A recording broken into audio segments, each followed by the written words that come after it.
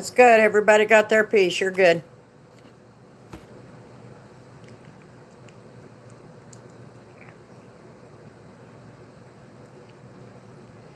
Let's see if anybody's awake. I give up on it.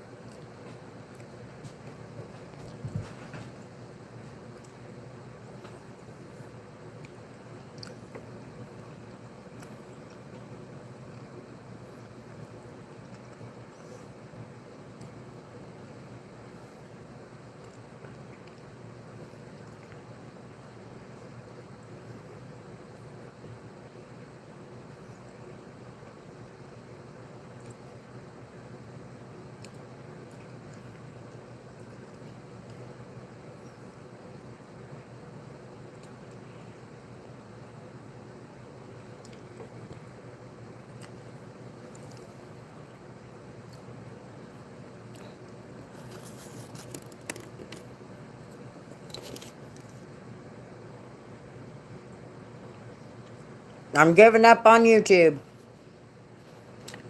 Couldn't figure out how the streaming would work, and every time I did, it would tell me that, or other people would tell me it wasn't working. I'm like, forget it.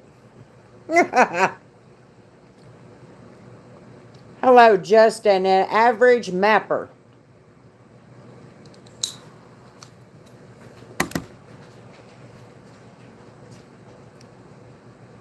How's life treating you?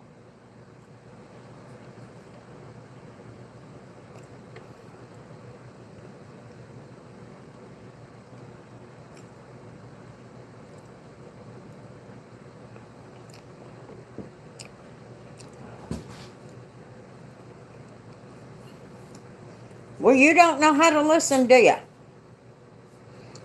I told you no. Little baby menace. Your channel is so awesome, though. Don't listen to those people. My life's pretty decent. No, it's not anybody. It's not anybody's fault. I've been testing all evening how to go live with the screen sharing, and nobody can see it. So then I tried just a minute ago the stream, I think is what it's called, and YouTube says stream one of your older videos on your live, and I'm thinking, okay, cool. And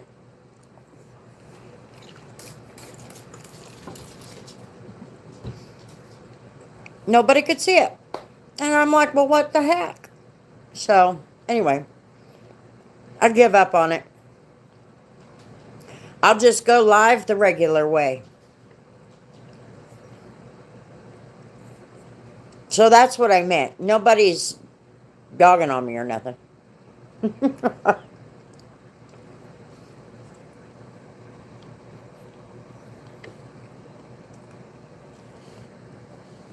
Whoops. I hit a button. Closed it out. That was dumb. What's everybody doing? Come on, talk to me. I don't know why this thing is not... Why does it do that? This thing does not show me comments as much as it used to. YouTube's trying to tell me I shouldn't go live. Hello, Roundish. What's happening? Are you staying out of trouble? Or are you out there causing it?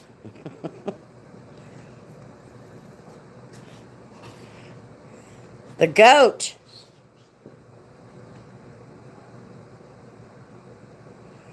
I don't know about the goat part, but anyway, how you doing? You having a good evening?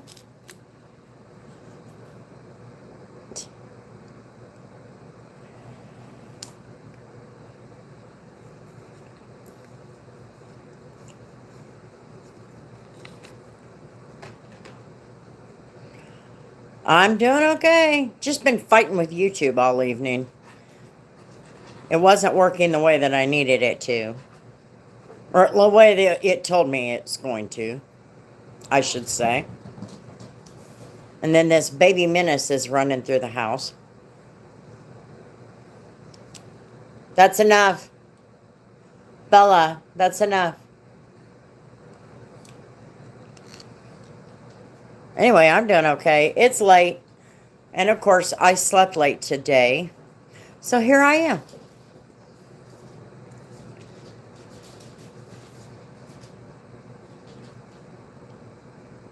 You better not be tearing stuff up.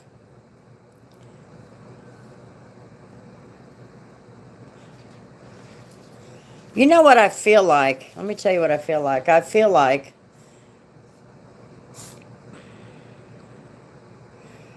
no, it was the YouTube streaming and all of that. It was not working out. I'll still be doing details and live stuff, but I'm not going to be doing it that way. I'll just do it this way. I'll just do it this way, and you know how it goes. So that's what that meant, because all night I've been testing out all kinds of the different options for live streaming, going live on YouTube. What happened? I noticed. I don't know. I don't know what happened. I have no idea. I have not been able to figure it out all night. Kay was looking at it. I was looking at it. It just was not working. So anyway, I give up on it. The computer is shut down. Done. I'll just stick to what I know. How you doing, Jamie? You doing okay? So no, that doesn't mean I'm quitting YouTube. It just means I give up on it. I'll just do it the regular way.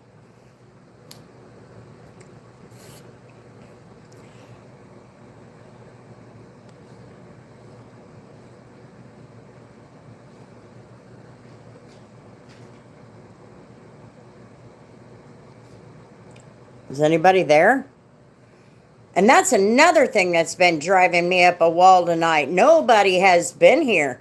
And when they come in, they say hello. They're here for 2 minutes and then they're gone. And I'm like, what in the world?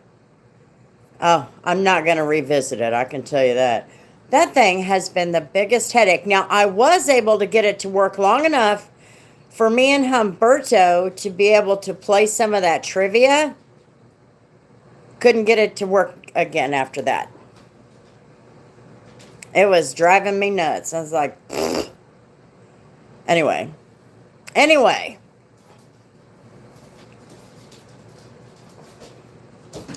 She's tearing up my kitchen. Hang on.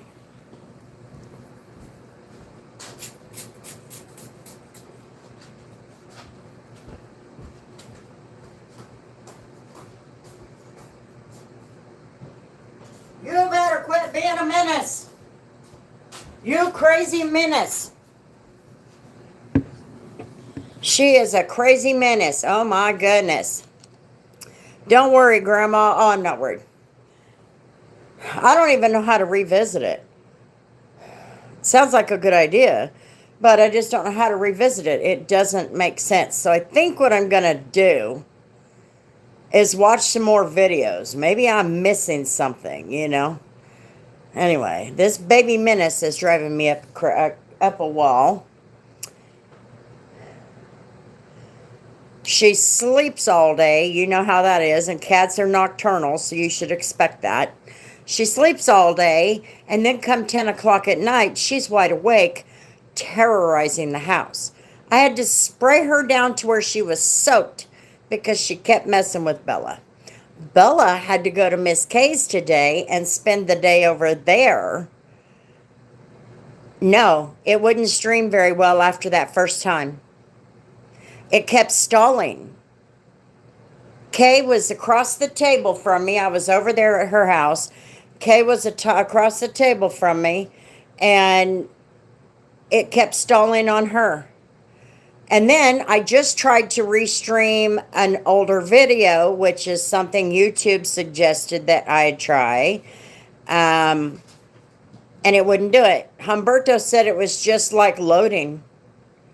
And I'm like, well, okay. I have no idea. I'll just watch some more videos, but until then, I'll just stick with what I know. And this baby menace is all over the house. My God.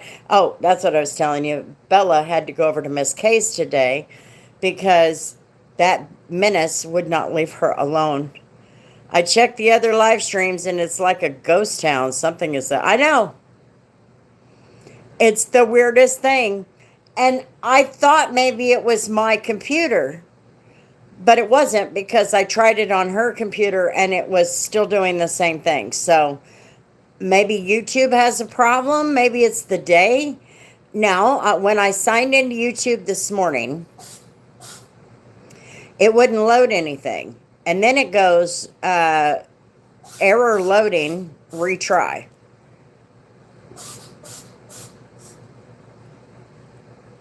So, heck if I know. I have no idea. No clue. But I decided I'm done. I tried to do it and do it and do it and do it. Probably got notifications all over people's emails. That's why they don't want to come in. They think I'm making it up. Because YouTube's up. It's on crack. That's all there is to it. It's on crack.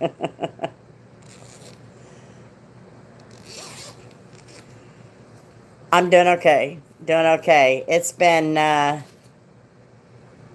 lazy day. I was gonna go and do some stuff at the shop, but I decided against it today. I decided, no, I'm just gonna sit at home. And that's what I did. Until me and Kay went and got at Hog Wild. We went over and got some of those loaded taters, which is a baked potato. Oh my God. I don't know if you have a Hog Wild near you, but oh, man, I love that thing. Listen, you baby menace. I gave her a ball. She done lost it. I have no idea where it went. Can't find it anywhere. I looked underneath the stove, underneath the dishwasher.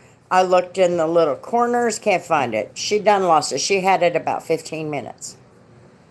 I put a video up of it.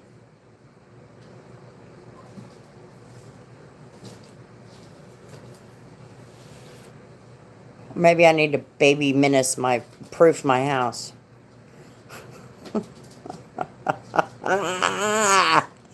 What's going on?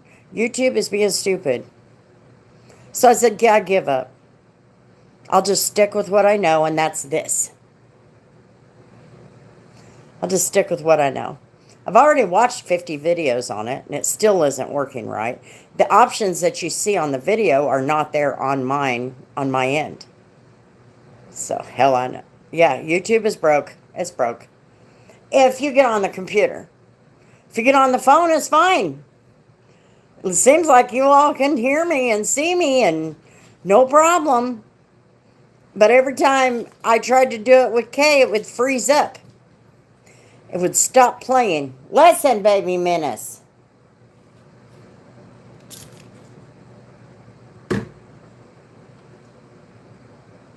Anyway, Humberto, how did you like your interview tonight?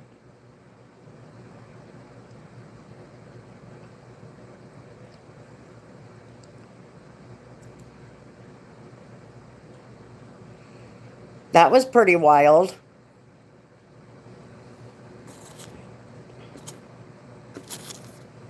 You ought to go back and watch it. When you get a chance, go back and watch it. At least you didn't see. If I was live with you, then I could have given you real hell. But I just had to type it out.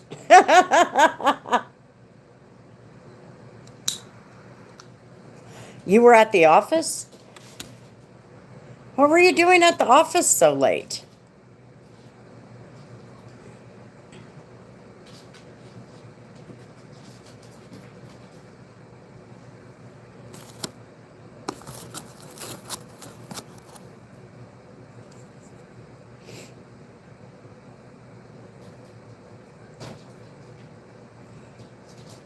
People were asking questions like, I think it was Papa Smurf says, why are you positioned that to look up?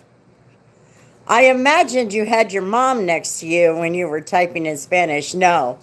I had her on um, Messenger, and I said, "How do you say?" I don't even remember what I said. I think one of them was, um, "I'm gonna be first sometime soon" or something like that, and the other one was, I think it was a nice comment. It was really trippy. I figured it was just me. What was really trippy? There was one that was from Sing and You, and it looked live for some reason. Last night? Are you talking about last night, Jamie?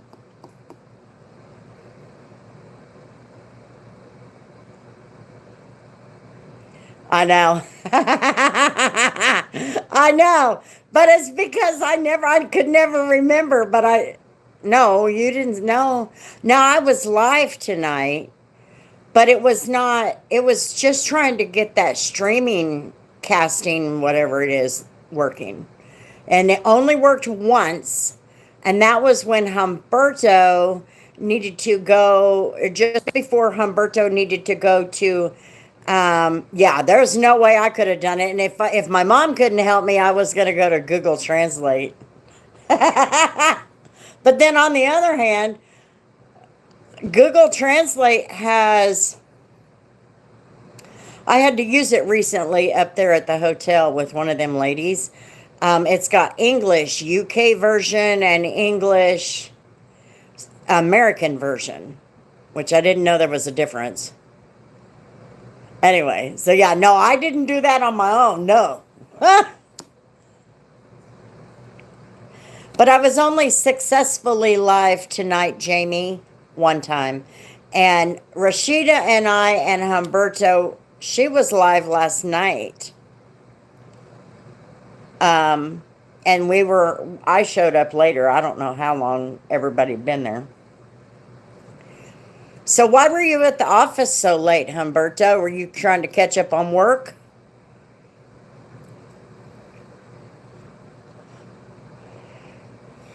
Oh yeah, somebody's helping me with Spanish. You know that. I can't do that. Like in Portuguese, there's Brazil and Portugal version.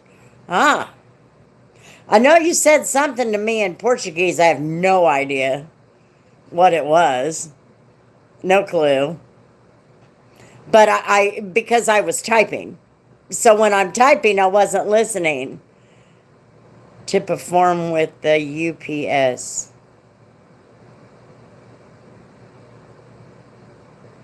I had a change to perform with the UPS. Got it. I need to learn how to read. It's cold in here. Why is it cold?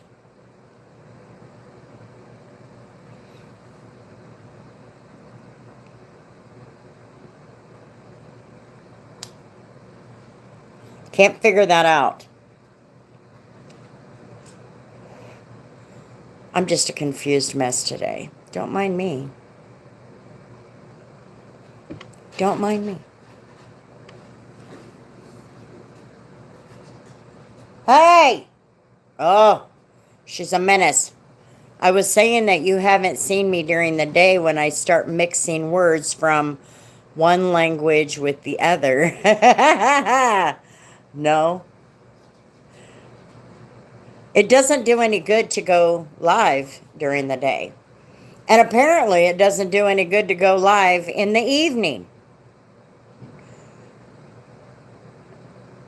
Now with all these new podcasts going on, everybody's going to be stuck on that channel, so nobody will have time to watch anybody else's. So I'm like, well, what do we do? I asked Carlos that. He said, I don't know. We're going to have to figure it out. And I said, no, I'm just going to post it. If nobody watches it, you'll see who they're loyal to. You said that in Portuguese. I wouldn't have known. I'd have had to put it in Google Translate because I wouldn't have known. But I was just asking her, how do you say, and it was just two sentences, but I don't remember what it was.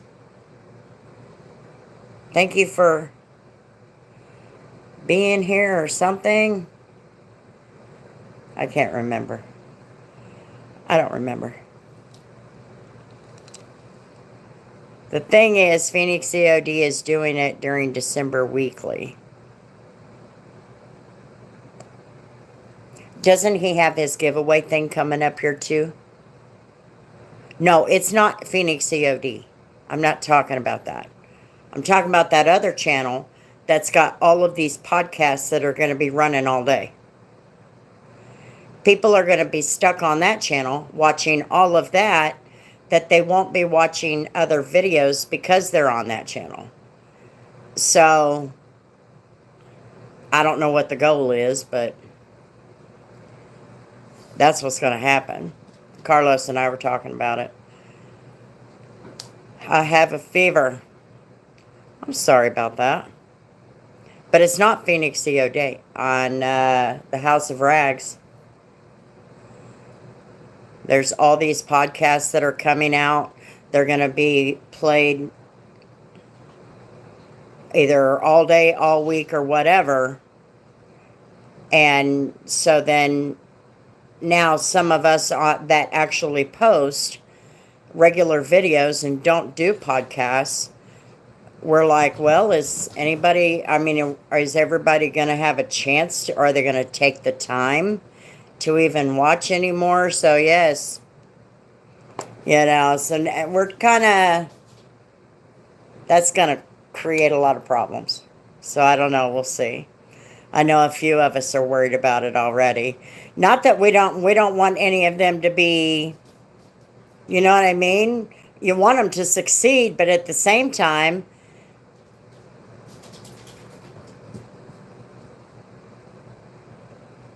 I don't know. I know. They've got, I guess they've contacted literally a bunch of people.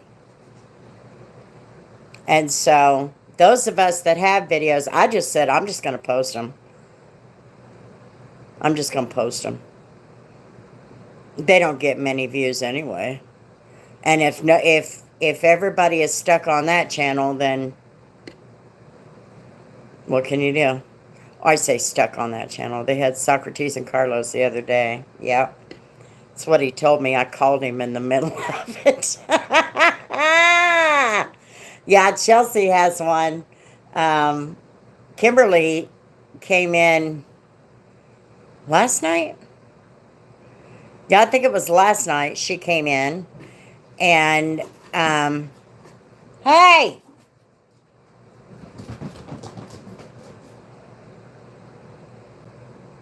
She said, and where were you when Chelsea gave you a shout out? And I'm like, didn't even know. Well, anyway, so that's when I started, like, what's going on here? And because I'm going, why is she on there? Wouldn't she want that on her channel? Well, anyway, so then I did a little bit of research and found that I guess there's a whole bunch that are going to be on that channel. It's supposed to be every night. It's supposed to do something every night or whatever. I don't know. I didn't look at the breakdown of it. And I don't know. We'll see what happens.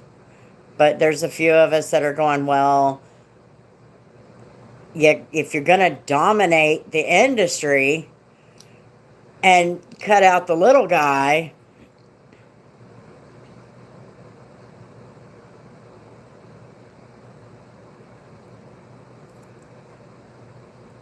is that what you were talking about? But see, when I went to her channel, there was nothing going on there.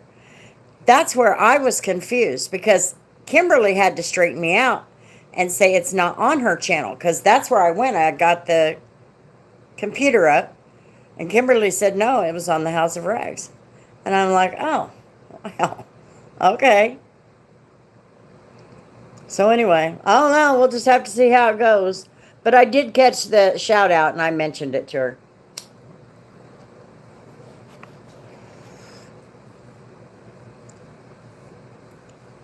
I don't know. I guess I don't know if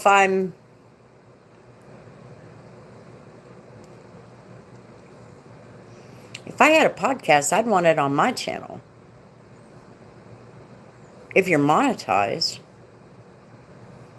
maybe they have a contract. Maybe they have contracts. That might be it. Yeah, I thought it was on her channel. I thought that's what you meant. Anyway, so Kimberly was, but I didn't realize that you had meant that I got the shout out.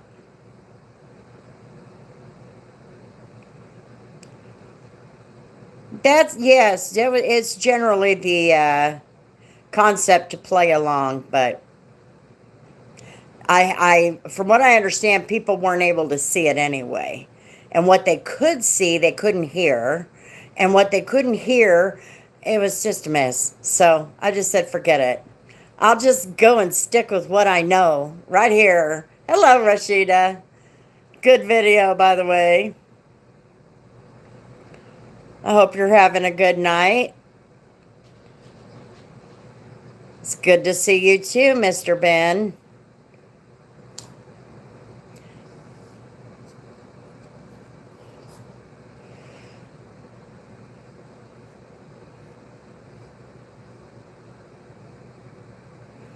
Yes. He did a good job on there, but I had to give him crap. Night is going well. Good deal. I saw your video on the church and all that. That was a good video. Just the little things, you know what I mean? I was lazy all day. Not even gonna lie. Totally lazy. Except for trying to figure out, I knew I needed to try and figure out the YouTube thing. I think I'll just stick to this.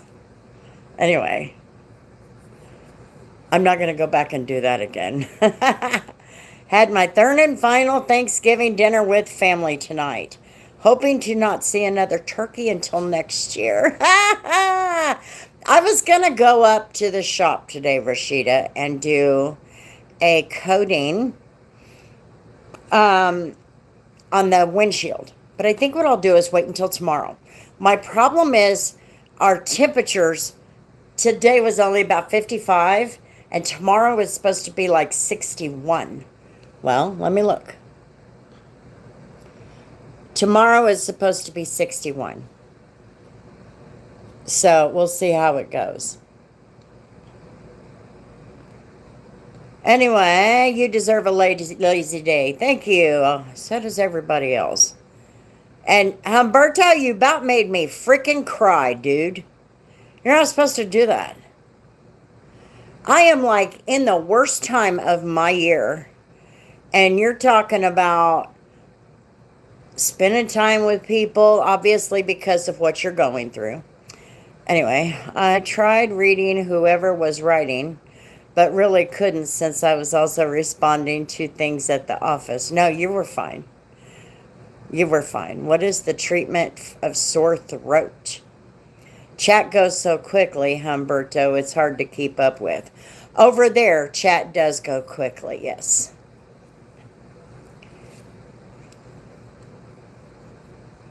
But there were quite a few people that wanted to see Humberto on that podcast.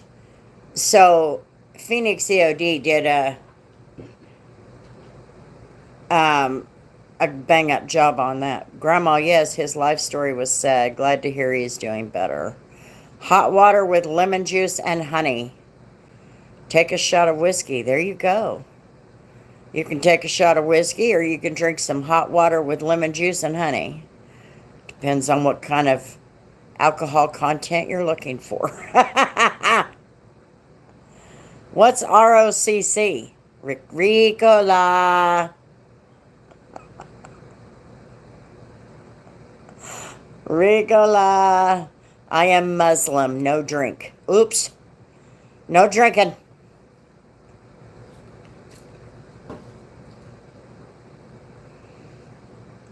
I am going to spray you.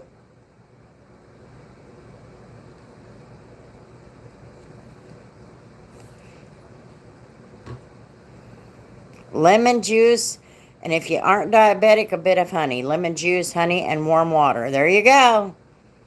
There's your remedy, Crazy Crunch. It was nice finally seeing Humberto live. Grandma, can we say he is... Well, I knew he was a cutie. He looks like... He sent me a picture of himself here a few months back. But he looks like his gentle soul. Doesn't he? He just looks like...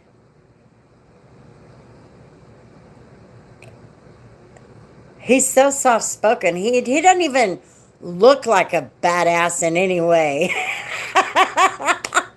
Yes, the baby is being a... She is being a baby menace. I'm telling you. Are you in Kansas? I live part-time in a place called Moran. Otherwise, in Kansas City, Kansas, near the old State Avenue Drive-In. I am in Wichita. Cutie, I'm an old fart. No, you're a cutie. You're a very handsome man. But you don't look like you're any kind of badass. You look like a big old softy. But you had a 5 o'clock shadow going on. What the hell?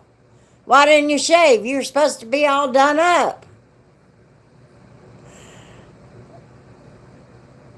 Umberto Live. How? You didn't see that, Jamie? Oh, man. How do I share it? I'll tell you what. I'll go share it on my community tab later. Felt bad for staring too long at him. Now, if he'd have stood up and turned around, I'd have stared at him. Humberto, I was thinking, was young. He's older than me. I'm 103, so he's 106. But my beard grows fast. I'm just teasing, Humberto. I'm just teasing. But you gotta have fun. I mean, hey. You know?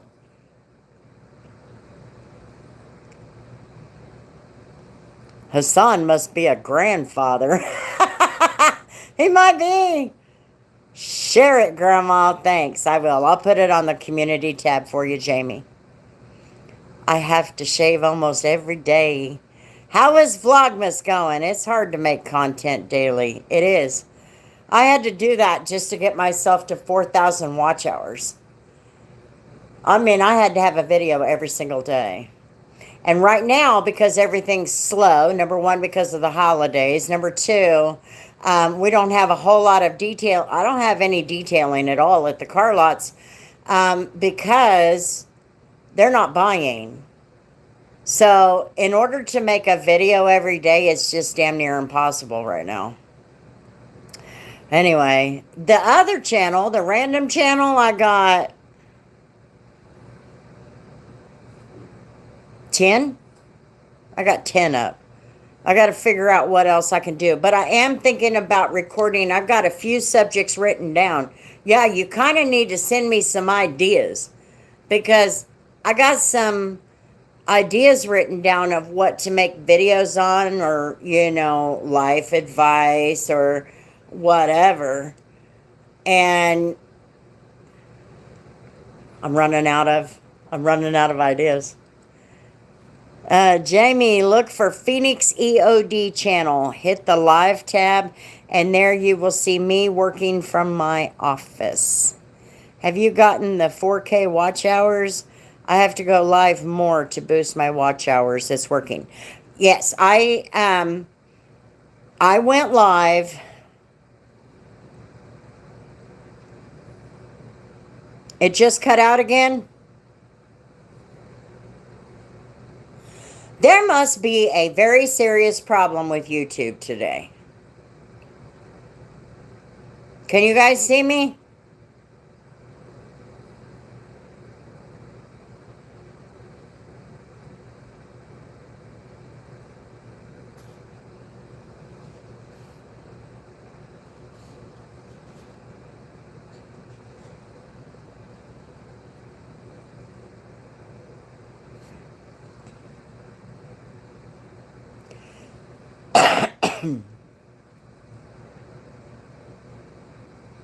And I am on an island. Okay, okay. Anyway, what was the question? What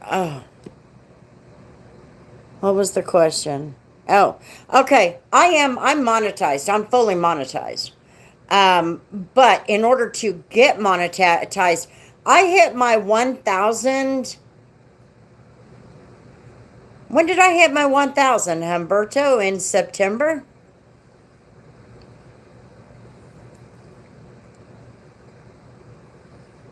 Anyway, and then, but um, I only had 2,500 watch hours when I hit 1,000. And so YouTube kept telling me to get to 4,000. And the best way to do that was to go live. I drove home one very cold morning from Wichita. I saw a lineman up on his cherry picker. I guess he was looking for another overload. Yeah, I'm down here in Wichita.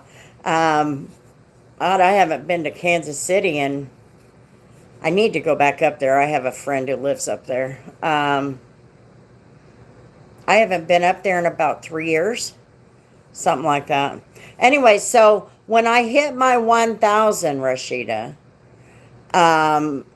I had only 2,500 watch hours. And I just started going live. But my lives were supposed to be nothing more than just talking about detailing. And because I really can't just come up with something to talk about, I just went live one day. I was going to talk about something about detailing for about 10 minutes. And then I was going to get off of there.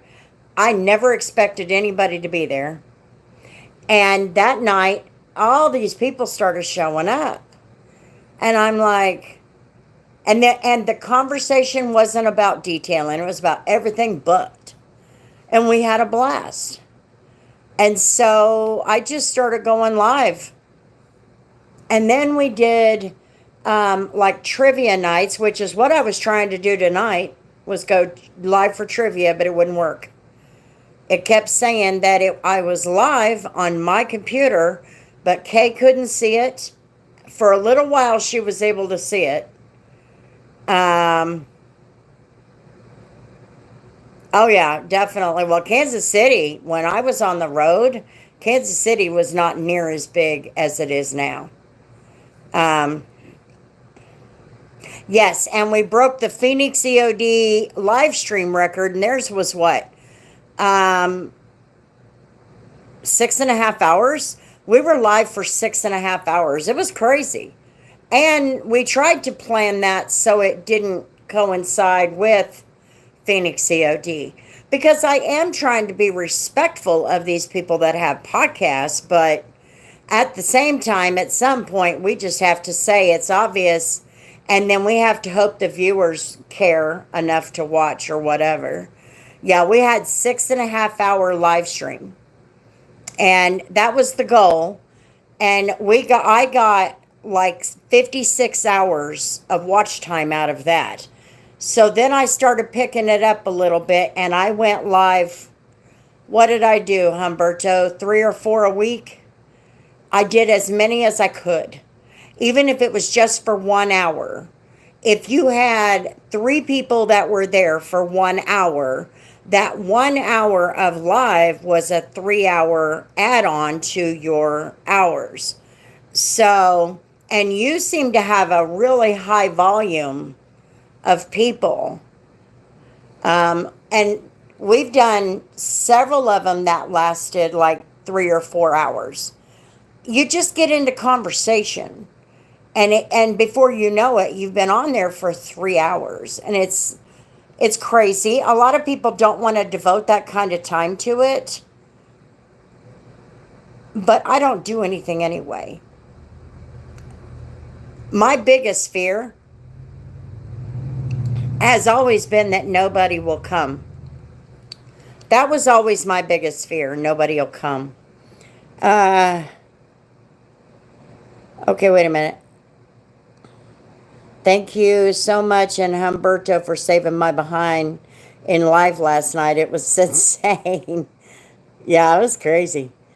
I just woke up and got a notification that you were live, and I thought, oh, she's probably not live now. Let's see, play for big guys on several nights. I can't go live much because of the kids. Yesterday was 8.9K views. Wow. Yeah, we didn't. When I went live, I'll give the credit where credit is due. Hassan, Humberto, Kimberly, John,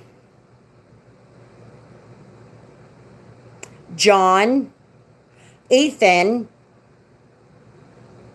and there was a couple of others. David, oh my, Eric Wright kept coming. But anyway, and all of those guys would come. I mean, not all of them would stay the whole time, but and it's the video that I made, that I showed that, or that I made that I was fully monetized. I tried to thank all of them, because if it had not been for them, I would not have, in 30 days, I was able to put 1,500 watch hours up doing lives.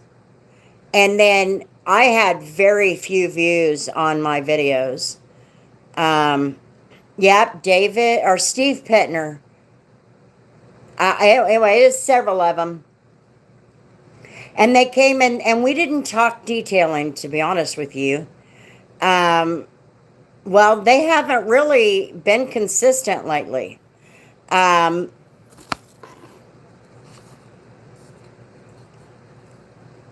been trying to find, I will not lie, it's so hard for me to go live right now this time of year, because my moods are so unpredictable.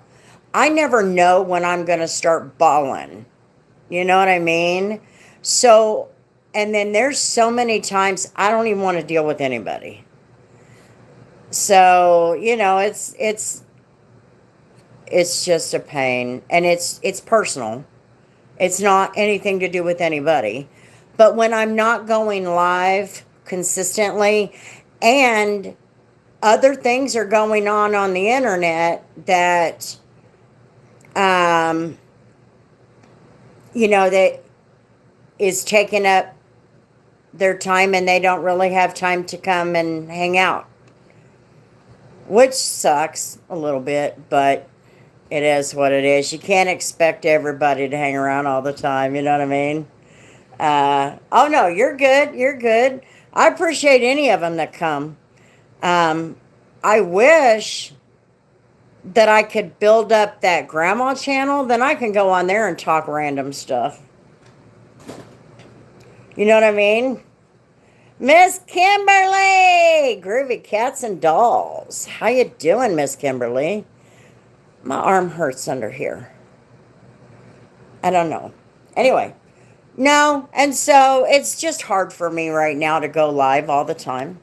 And I wanted to try and figure out that streaming so we could do a live trivia where I could put it on the screen.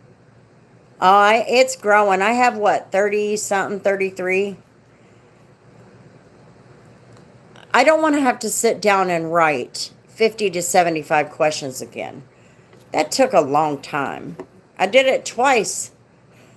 It wore me out. So I thought if I could figure out the streaming, then I could do it on the screen and just go to the website. And I got it to work the first time, but we couldn't get it to work right the second time. It kept stalling on K. So it was crazy. So anyway, I don't know. Maybe I'll have to be stuck writing them down, because I do want to have another night. And I think what I'm going to do is go to Sunday and go live a little earlier. But I don't know. We'll see. We'll see how it works. Can Alexa play trivia? I don't know. You'll have to try it. What about today's trivia? Yeah, that was the other thing. Humberto was the only one there, and we had to go. Um, he needed to go to the live, to the podcast, and I needed to do something. What the hell was it? I can't remember. Anyway, it worked fine when I had Humberto there, but then when I tried to get it back up, yes, today. When I tried to get it back up today or tonight, oh, it was Kay that called me. Her and I went to supper. Anyway, so it was working fine for me and Humberto.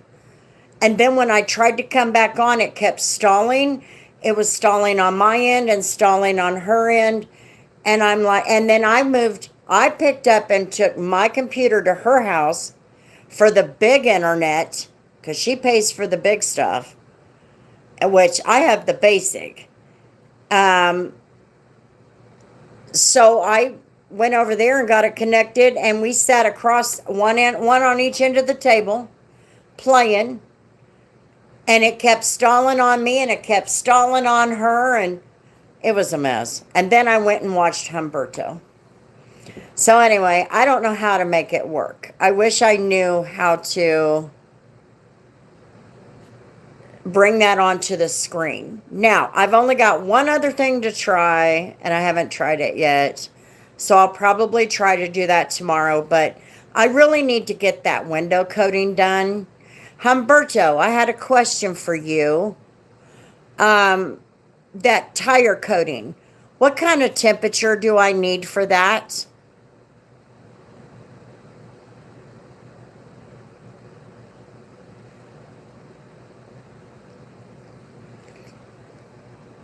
Let's see. Can Alexa play? I don't know. You'll have to check it out. I don't have an Alexa. Yeah, I came in but was cooking. Yep, I was playing from the office, not freezing temperatures. I got my grocery order this afternoon and cooked later before the live stream. Before the Humberto one. I tried to give him hell. But it was hard to give him hell. You know what I mean? It was hard to give him hell. I got my grocery order this morning at about, well, let's see, I called Deidre at 9:30 or so. And, yeah, Humberto's debut. And I missed the first part of it for some reason, and I have no idea why. I have gone over there. I am subscribed, and I've got it set, the notification bell to notify me on everything. For hello, to have fun.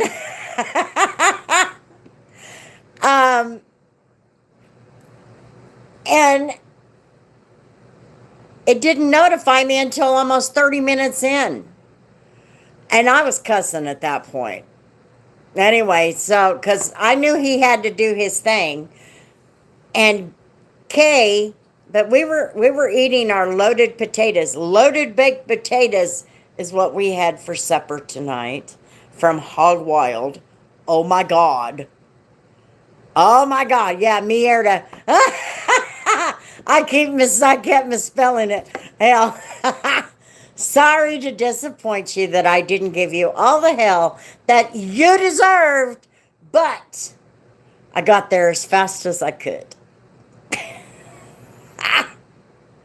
Mierda. I need to write that down.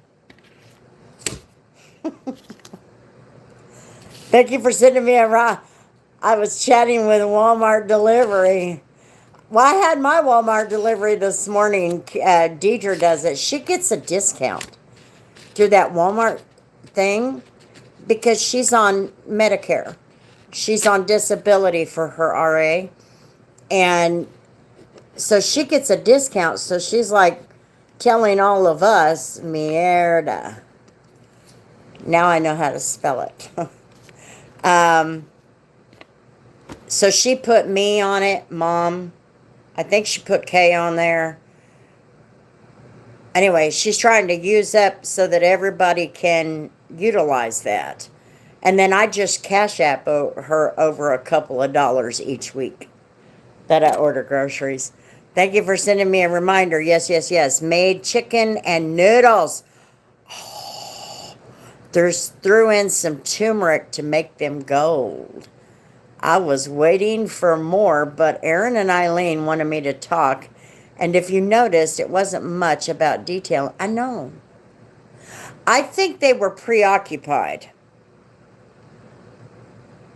I'll be honest with you, Humberto. I think they were preoccupied mentally because apparently it's Eileen's last one. Because I think she's going over there too. I don't know. But yeah, they just didn't seem to have their heart in it tonight. Unfortunately, I have no idea what happened. I used the store's digital coupons to save at least. Really? Well, that's what they kept saying, that was her last night. Was that not true? She's not going anywhere. They never sent me questions just to talk about everything. Well, I think that's really what it was. And you know what? You need to come onto my podcast. This is my podcast. And you and me can do what me and Rashida did and just chit chat.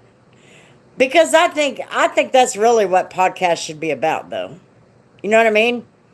I mean, if you're talking about detailing, you'll definitely want to get to that. And then at that point, then you can get to just the regular, who's this person kind of thing. I think that Eileen is going on vacation. Oh, well, they just kept saying that was her last one. And I'm like, what? And then she typed it in the comments. You might see me on Thor, but curmudgeon will always be in my heart or something like that. Yes, you and Humberto and you would be so cool. That'd be funny. But I don't think he could keep up. I don't think Humberto could. Don't you hiss at me. You're a menace.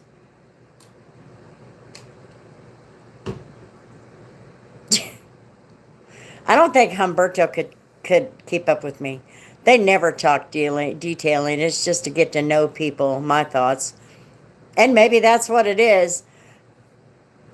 I think you're right, because was it Franco? No, Franco was on the other one. What's the other one? X's and O's. I could see them, I just couldn't hear them. Or remember the name. But anyway, I thought that's the way I misunderstood it. It just felt like they weren't in the game. Whose name should be Hissy Fit?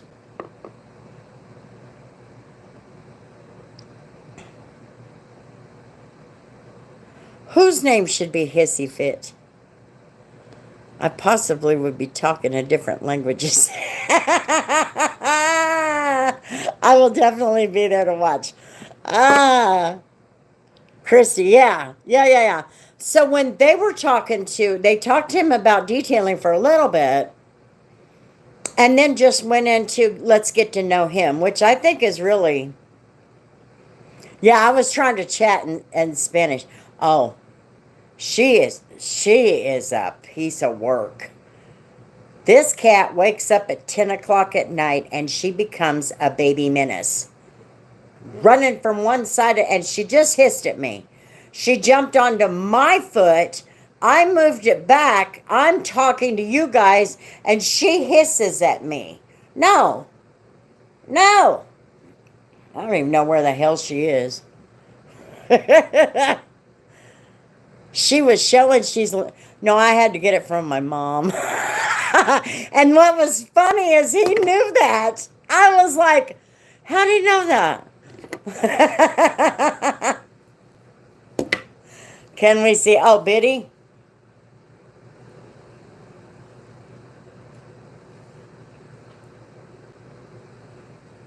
Where are you at, baby menace?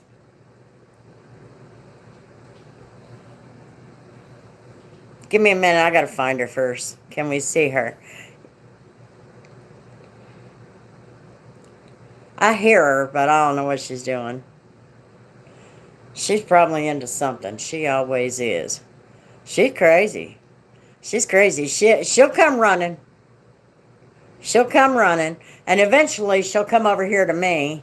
I bought her a ball today. She played with it about 15 minutes and can't find it. Have no idea where it went. She lost it. She was dinging all over the place with this ball. It's got one of them bells in the middle of it. And then all of a sudden, no dinging, can't find the ball, and neither can she. So, oh yeah, you come here. Come here. Come here.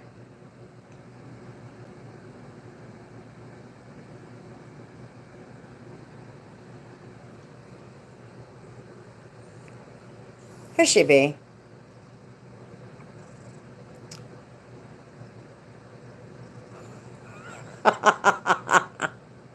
Uh-uh. Uh-uh. She's a menace.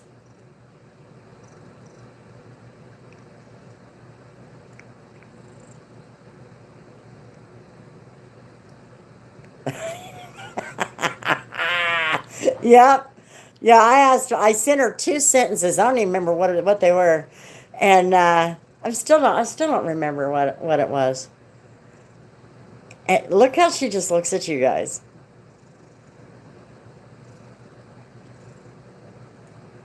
She's a menace, see? She's a menace.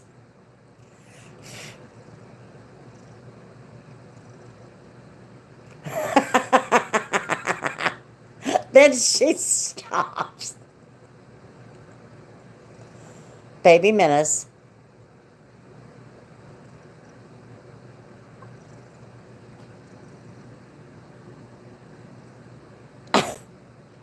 That's what I should have named her, is Baby Menace.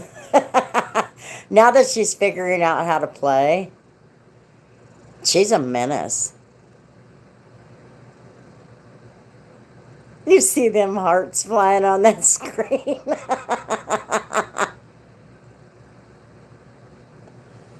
Are you a menace? She wants the hearts. I think so. She sees them again. Oh!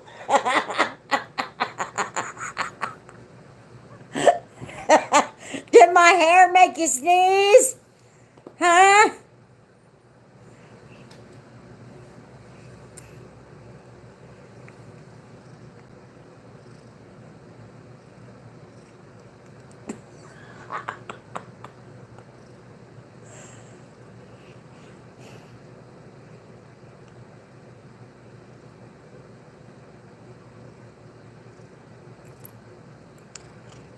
Structurally, English and Spanish are similar, except on adjectives.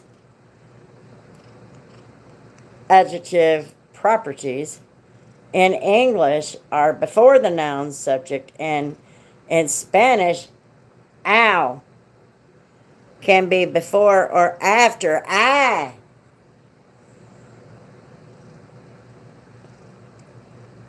So what's mierda mean? Means bullshit. It means bullshit.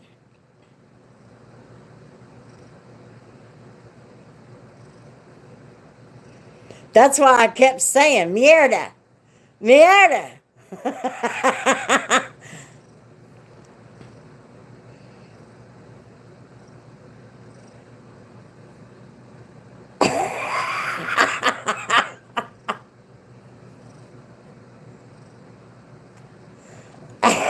Ow, you're gonna tear me up, woman.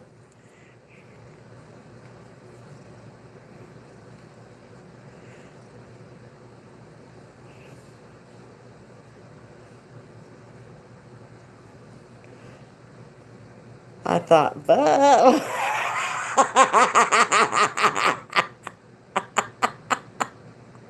So that's why every time he was saying, well, not every time, but every once in a while, you know, I'd pop off something stupid, or I don't even remember what some of the answers were, but um,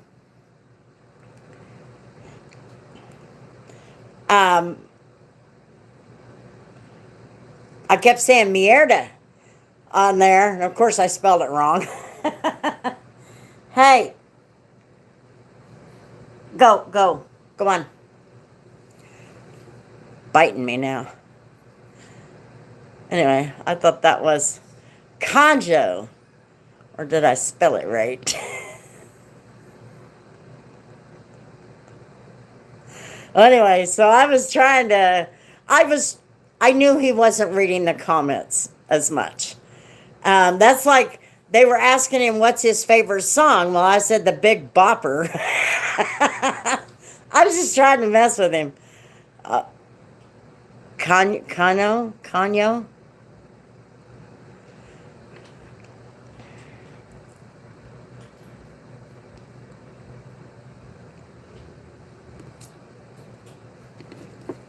Hang on a second, guys. I want to grab some coffee.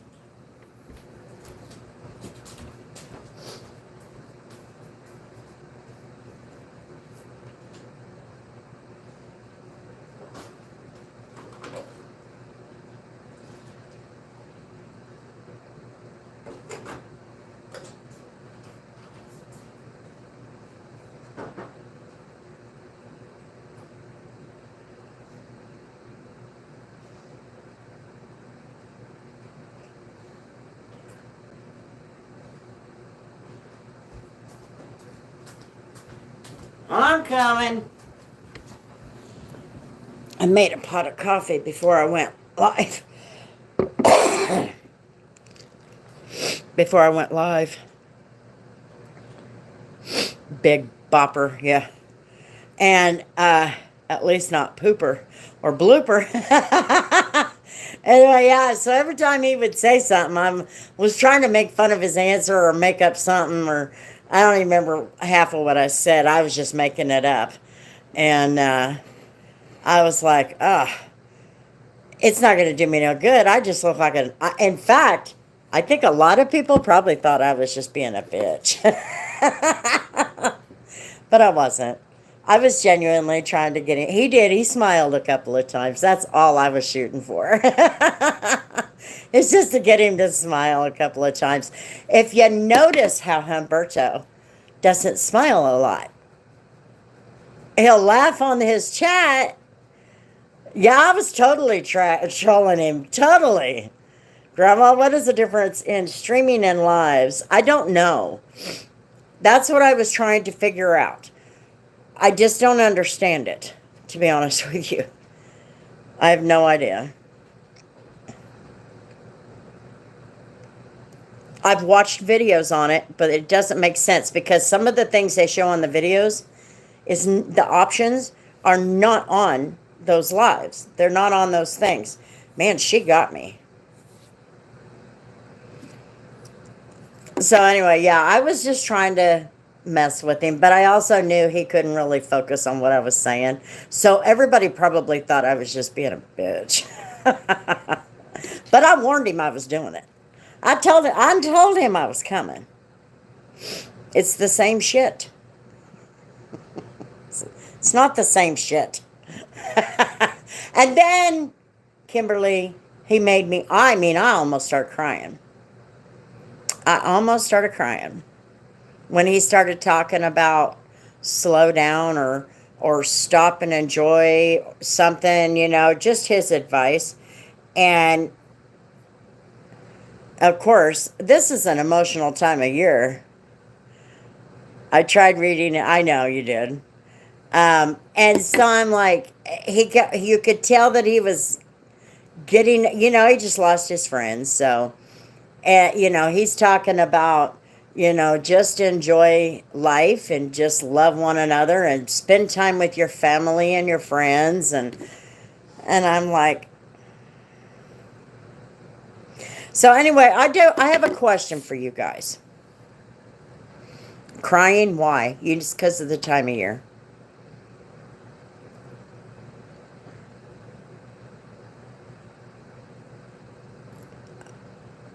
My screen is white?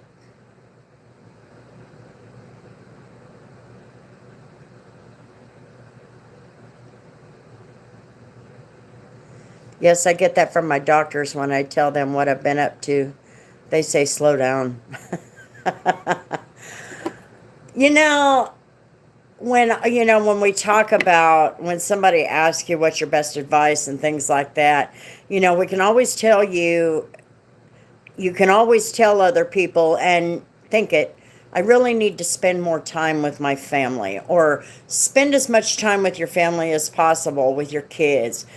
Don't forget to make that phone call. All those kinds of things. And it messes with my head. Because a lot of my daughter's life, 6 years of it, I was on the road. And I missed out on so much. So, not only am I saying that advice is always the best, but I'm also looking at it from a personal standpoint, and that's one of the things that I regret, is I didn't get to spend that time with her. And I feel like I got cheated, or I cheated myself, or whatever. So anyway, so when he was talking about that, giving that advice and talking about that, it was like, oh, I can't handle life. My doctor always asks me what have you been doing, because my pressure is always 119/60. So sad to hear, Chris. So I tell my doctor that I walk upside down. Go away, baby menace. You already tearing me up. Go away. Go away. You attack my leg and we're going to have a fight with a water bottle. She's mean. My pressure has always been, and everything is great. Not me. I weighed almost 400 pounds and my blood pressure was still nice as could be. I had, I brought it down about 100 pounds. Blood pressure was still good. Brought it down another 100 pounds. Blood pressure was still good. My daughter died, and within 9 months, I was on blood pressure medicine. Mine was high, Humberto. That another reason I started exercising.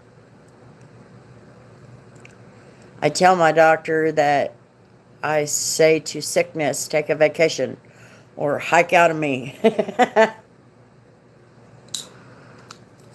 So I have a question. Okay, on my grandma's random channel. Obviously, this year has been bad. And so the emotions they're going to continue on the uptick until the 12th. And I am doing everything I can not to drive out to that cemetery, because for years I'd spend every day out there.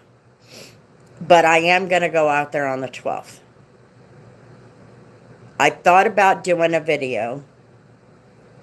My problem is I would be kind of embarrassed to do all that crying, and I don't think I'd be able to control that, especially this year.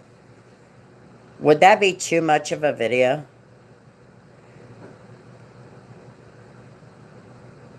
I don't know how. I just don't know how well that would go over.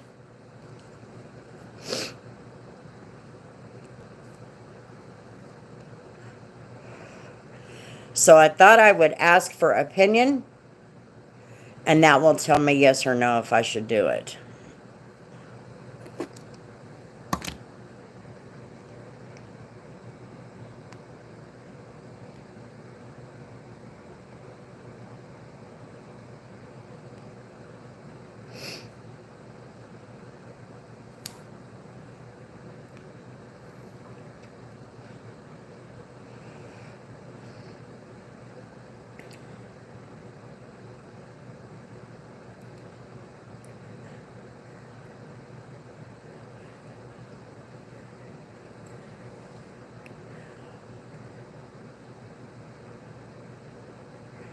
Think she'd like to meet my friends. That's a perfect way to put that.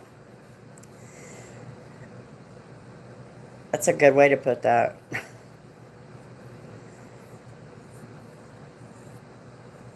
Oh, no. I did. I thought maybe I'd go out there. Um,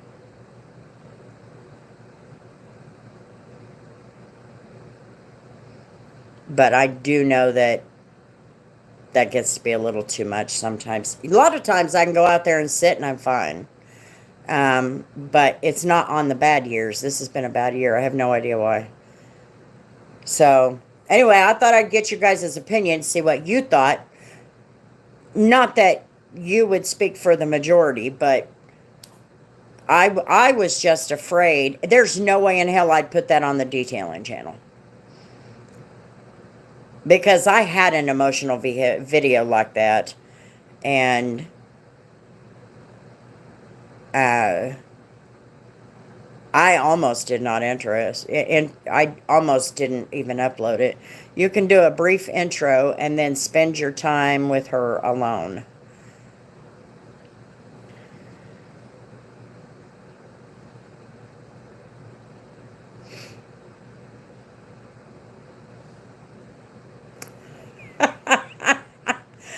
Try that shit again. Come up in here with a little bit of respect.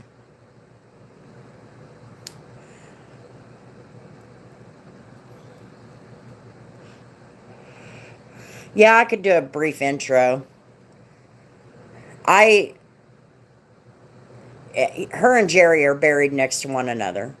And then my 2 grandchildren are on the other side of Jerry. And then I am supposed to go on the other side of Becca. Becca is supposed to be in between me and Jerry. So, quick draw. No kidding. I go alone to my dad's grave and clean it and add new flowers that Mom buys for him. She can't go because she can't. She always starts crying. I know. Like I said, sometimes I can go out there. Now, if I'm having a rough day, it's so weird sometimes how it works. I can be having the worst day in the world. I'll drive out there. I will just pull up and sit there. And then everything seems to just calm down. That's weird to me. You know why, Humberto? My daughter and I were having a conversation that lasted literally all night long. And one of the reasons that I don't have that last husband is because even though I kept doing my best to not compare him to Jerry, he kept telling me that I was. And I'm like, how? I am not doing anything. Anyway, I'm not saying I don't call him Jerry. My problem was he was a lazy, and he was soaking me. He was just taking all my savings because he wouldn't work. And he was jealous as hell. So he's the one who cost the marriage, because within 4 months, I was done.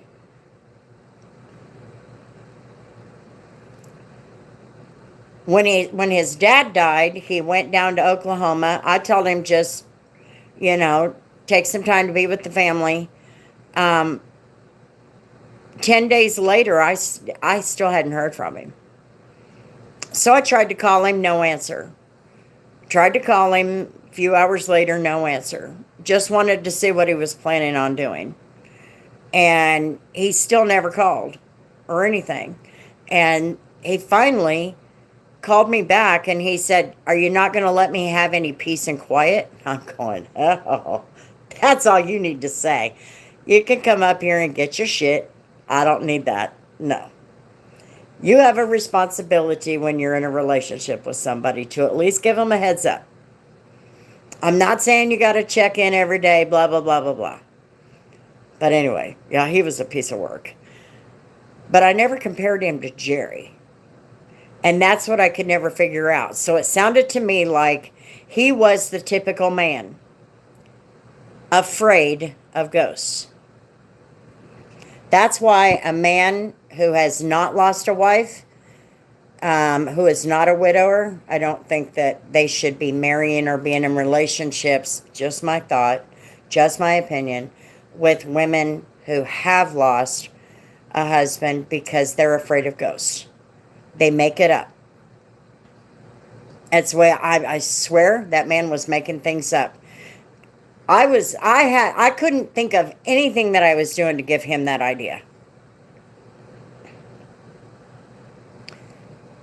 Let's see, but you should always visit her grave. I'm sure she's waiting for you to come by and see how you share with her that you are doing your best and having crazy fun with all of us here and and giving me mierda.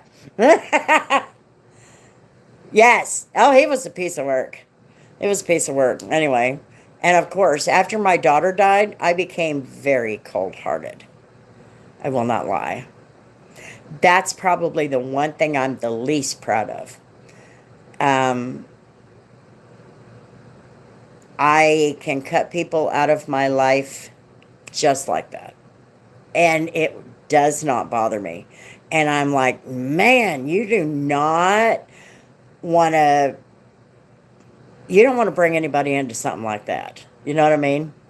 My husband's mom, not real mom, he had her ashes here. Girl, a lot of crazy stuff started happening. Oh, so what did he do with it? That would be freaky. If things like that started happening.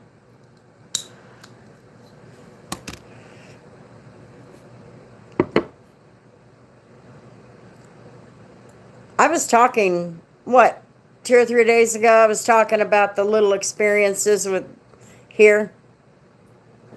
But it was all good experiences. I mean, and funny. And to me, I felt like it was maybe Jerry because he was a practical joker. He couldn't live life without joking around, So I just always attributed it to, maybe it was somebody I know that was just a joker or whatever.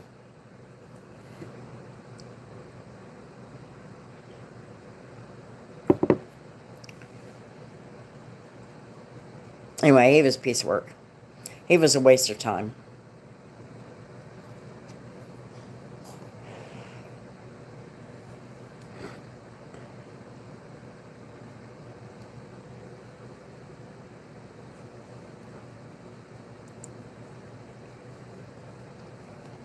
The comments stopped, you guys.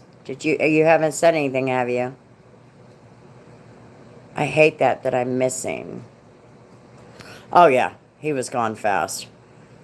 Then he put some crap on Facebook about, I guess we're separated or I guess I'm separated now.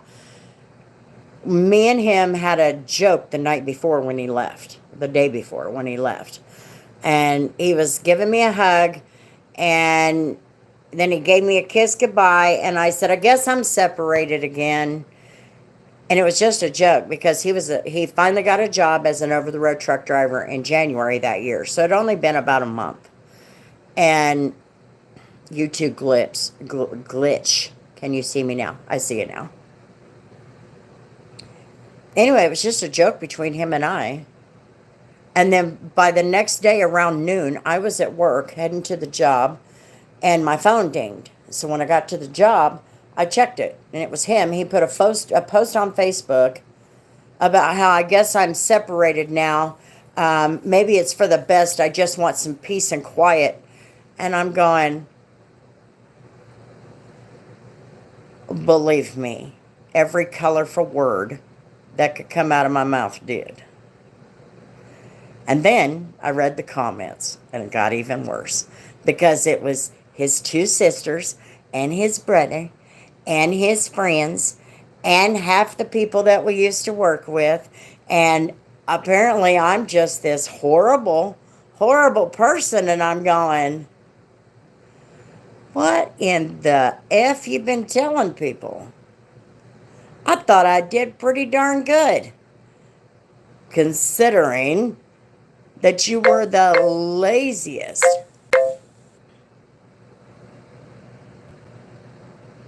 What did you say? You know he'd been talking or saying something. But I was really trying so hard, and maybe I tried too hard, but I was trying so hard to not treat him badly. You know what I mean? I was really trying hard because he was frustrating me. It was just not a good idea. I shouldn't have been with him. Yeah, you knew he'd been talking. Whatever crazy stuff happens, just pray and tell to that bad juju that is invited to stay and see the family grow. But if he wants to do evil, then God will remove it. I can see you.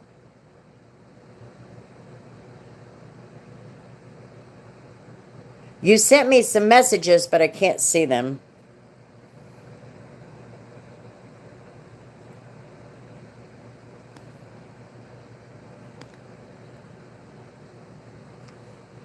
I just hold Karma's beer. It was crazy. So anyway, it was just a bad idea. Shouldn't have happened. It was just bad. And I cried maybe twice when we were separated and I was going through that divorce. I cried maybe twice. The rest of it, I was so happy. And I don't even think I cried because of him. I think I cried because I was mad at myself.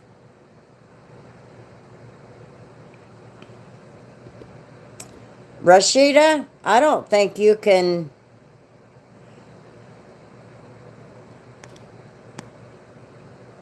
Can you guys all see me? I don't think she can see me.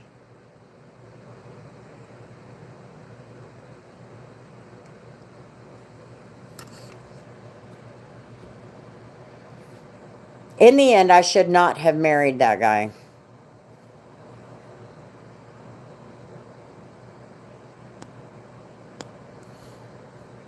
I see you. I thought...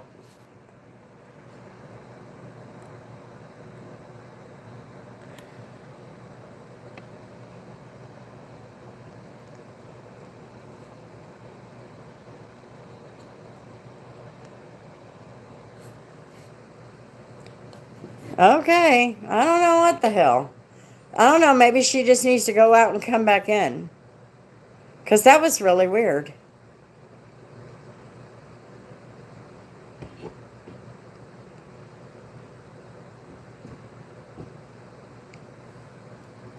She's messaging me on Facebook on the Detail Grandma page.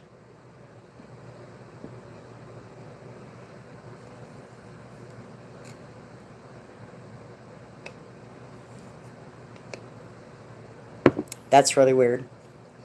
But anyway, yeah, I think what I'll do is remember that you married because of having a family, and he possibly wanted the same, but along the way it got twisted.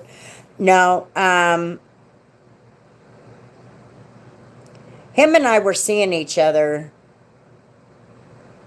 for a couple of years before Becca got sick. I moved down to Oklahoma because I was working at that Walmart DC down there. We had already started seeing one another. And he said, I really wish you were closer, because I still lived in Wichita. But the DC was in Oshaleta, Oklahoma, which is just south of Tulsa. And so I decided I needed to get away from here anyway, because I lost the house. And because when me and Jerry bought it, it was set for 2 incomes. And so the foreclosure was already started. I knew I was going to lose the house. So I decided rather than find a place here, I ran away from home, essentially, is what it was. And me and Becca moved down to Dewey, Oklahoma, which is just 5 miles north of Tulsa. And not Tulsa, Bartlesville. Did I say Tulsa earlier? Bartlesville. Oshaleta, Oklahoma is a little bit further south than Bartlesville, Oklahoma. And Dewey is 5 miles north of Bartlesville. And so I moved down there, and I was down there for 2 years. And in that 2 years, we were pretty serious. And then about 3 months before, so it was like March of 2012.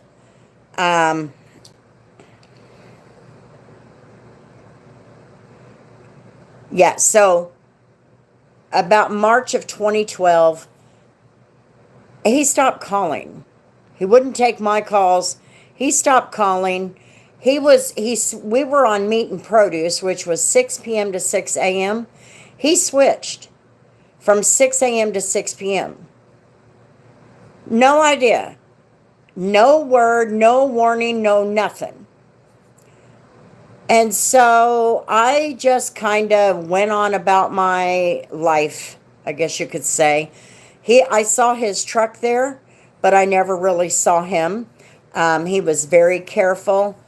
And when I was back at the DC, I didn't stay. Me and Becca went home. So we didn't stay there where he would stay there. And he just kind of stopped. Well, one day I was on my way to Oklahoma City. I had 3 or 4 drops in Oklahoma City. And it was obviously overnight. And we just got off the phone with Tori Lynn. Tori Lynn was, she lived out of state. And she was really missing home and all that good stuff. So anyway, and she had a little baby, So anyway, I just had this gut feeling that it was time for me to go home. It didn't make sense to me. I sat on it for a couple of days, but it was a really heavy burden. And this was at the beginning of July. The end of June. So then at the beginning of July, I talked to Becca about it, and I told her that I had this feeling it was time for us to go home. And she said, yeah, we need to go home, but you got to promise me something. And I said, what's that? She said, if the drama starts up again, we got to move back. We moved back to Wichita July 23rd of 2012. By August 18th, let me back up, maybe 2 or 3 days after I moved back to Wichita, I didn't say a word. I just called the family. My daughter helped me find a place to live, and we moved back to Wichita on the 23rd. I called Jerry's friends here. They brought a U-Haul down. We packed it up and came back up.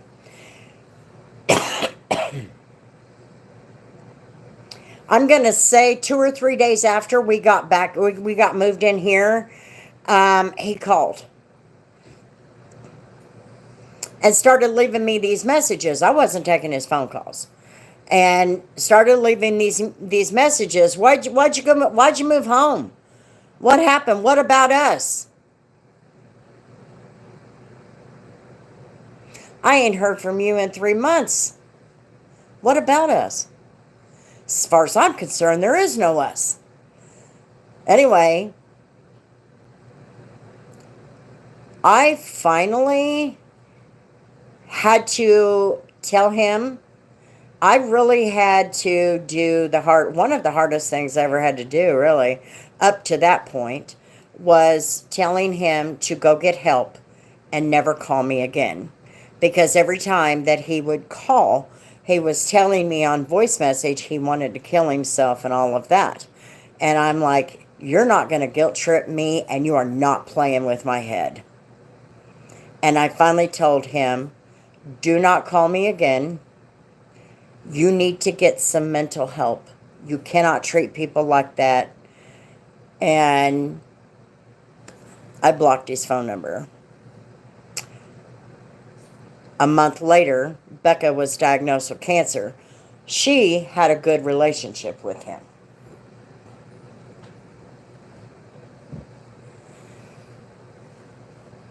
And she chose him to be her casket bearer, pallbearer. Anyway, so I had to, he wanted me to let him come see her at the hospital. And I warned him, you do any guilt tripping, you play any games, you do any of that crap, and so help you God. I said, because this is not the time, nor is it the place. Things are bad. My daughter doesn't have much life left. Anyway, so he was allowed to come and visit. He did get to visit with her. I did not stay in there. Her dad stayed close.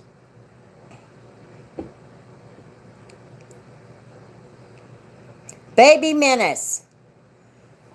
Anyway, I made sure that he didn't, Mike did. Mike made sure he didn't play any games, but that's Mike's daughter. So,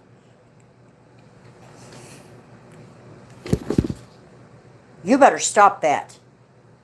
Now we got a water bottle. I will soak you down. She just come up here and jumped right onto my leg. Anyway, that was the last time he saw her. Then when she died, he came to Wichita. He was a pallbearer.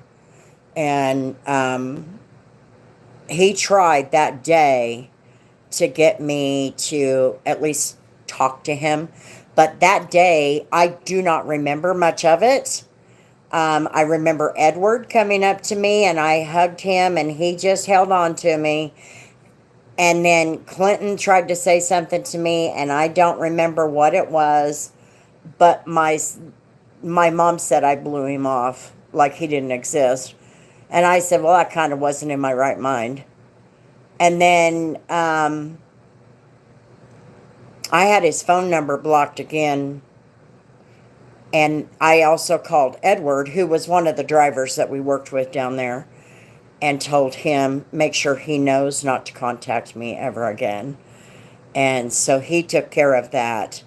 That didn't go over very well, so Edward had to take over at that point, just to get him to chill. Then he showed back up 8 months later, after Becca passed away. And because, this is why you should always know, if you lose somebody that important to you, never make an important decision in the first year, because you are not right in the head. And I was not right in the head.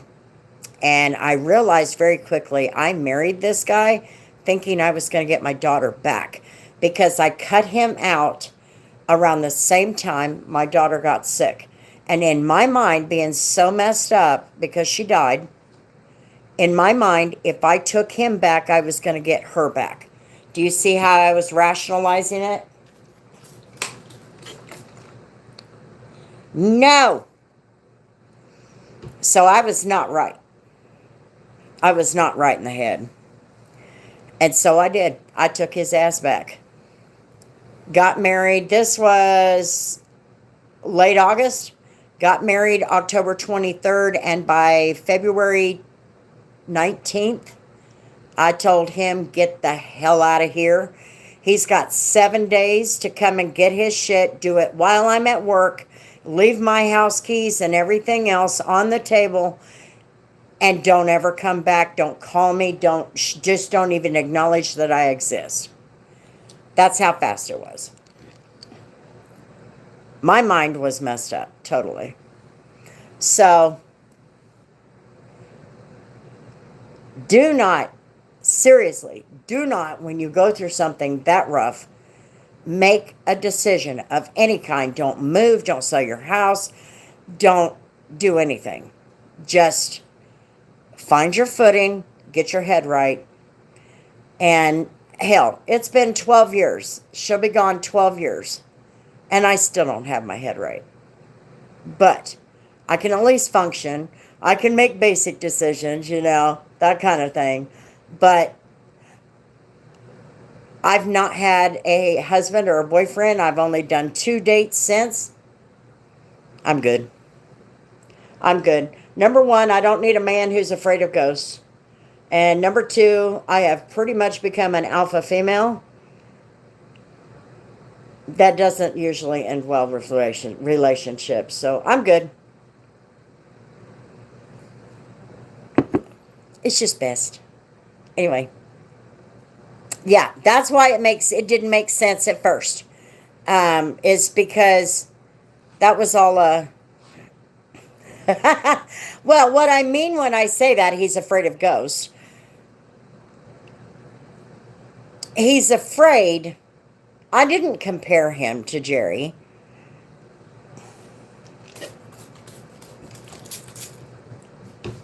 I did not compare him to Jerry. Men who have not lost a wife, they don't have a way to relate to that type of loss. You're never going to forget them. The end of the story was the end of the story that you're supposed to have with a marriage, right? But there's the ending of that story didn't have a I'll see you later or goodbye or anything like that. So and it was sudden. Okay, so when he died, it was sudden. So he would always be a part of my life. That would never change. But Clinton, the third husband, he was afraid of being compared to the ghost. So I always say they're afraid of ghosts. And I realized how much he was afraid because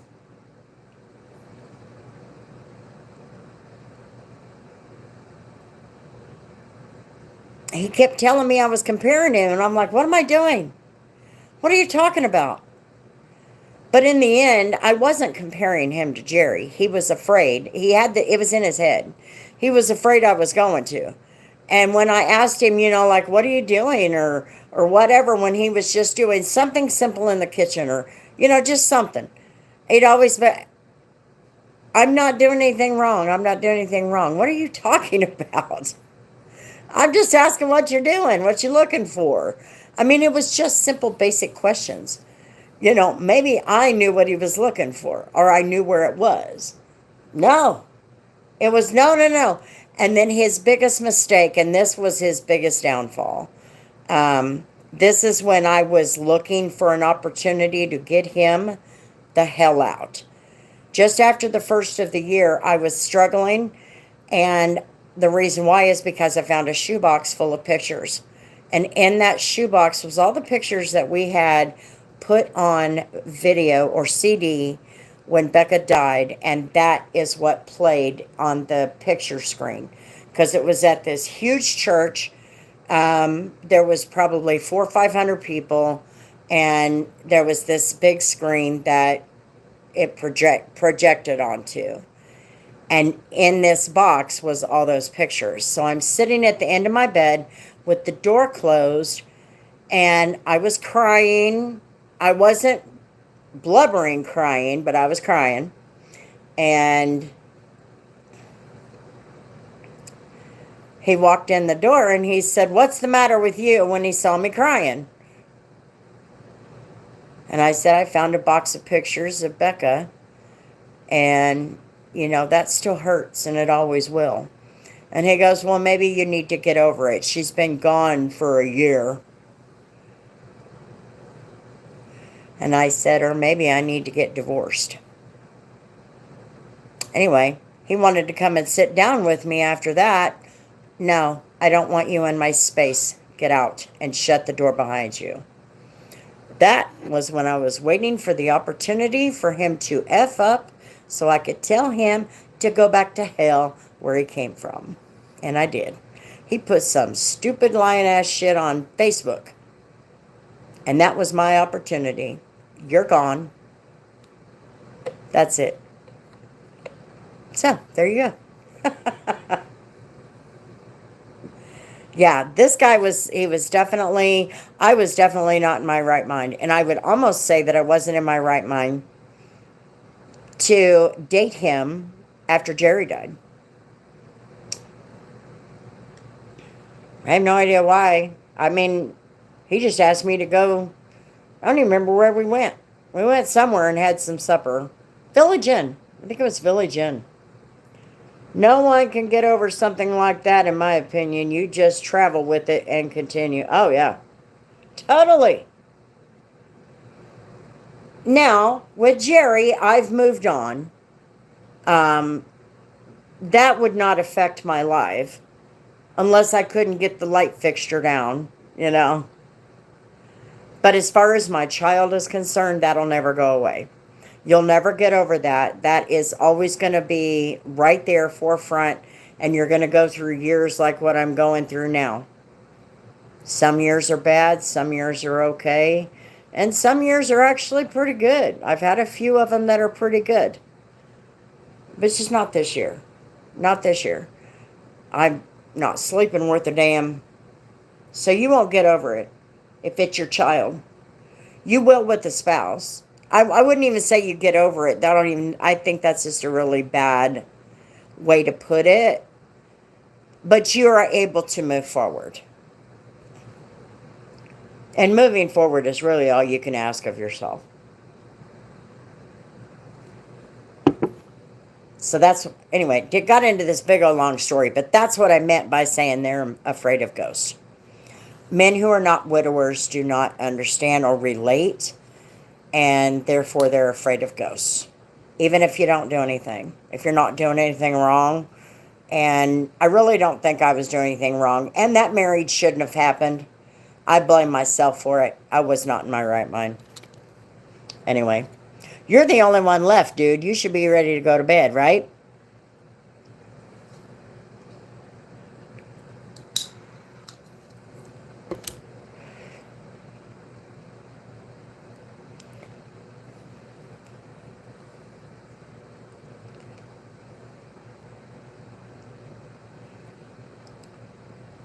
These chap lips are just too much. Look at that. I have 13 likes. That's pretty cool. I don't know what happened to Rashida. She just couldn't see me anymore. I have no idea why. Well, John has been on YouTube.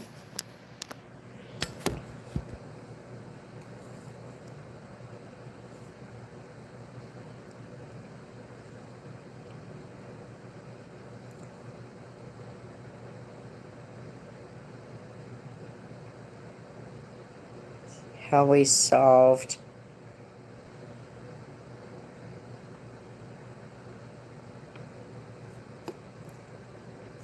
Well, divorce is just as painful in a big way. You still have a grieving process you have to go through.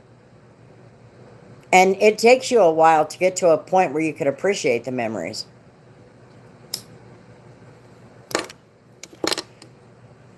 Me and the kids' dad didn't even start to get along. 4 or 5 years.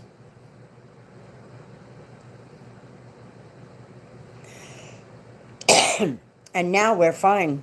We're better off as friends. And anytime those kids need us, we are here. We come together and do what we have to do for our kids. That's a good thing. And he even stepped up for Marshall, Jerry's son, when Jerry died. So, you know, I give Mike kudos.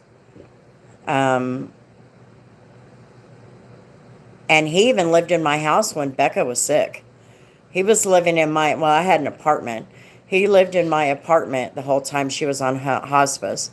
And then my mother starts saying, don't mention that devil of a woman. I have to tell her, Mom, that's what happened, and I can't erase truth just because of what later happened. Yeah. You can't, I mean, you cannot change the past. The past is there. The only thing you got And I've had 3 husbands. I can tell you about some of the bad times that me and Jerry had. I could tell you all about the bad times me and Mike had. Me and Mike divorced. We should have never been married. We were both at fault for that marriage falling apart. We had 3 kids. Never should have happened. I was too young. He was too young. And the only reason we got married is because I was pregnant. And after we divorced 13 years later, it took us a few years to get to that point. But once we were at that point, I could look back and be able to remember some of the laughs and not focus so much on the bad. And yeah, that's exactly it. You get to a point where maybe that was a fun time or a sad time or something I said might have triggered that memory that you had of her, because there was not always a time when you hated each other. You know what I mean? It was not a time. It was a time at one time where you didn't hate each other. So, there were some laughs and some good times and all that. It's part of life, and I continued. And I've never talked to her, not even while we were going through divorce, and never after it. All is on short and straight email messages with lawyers copied.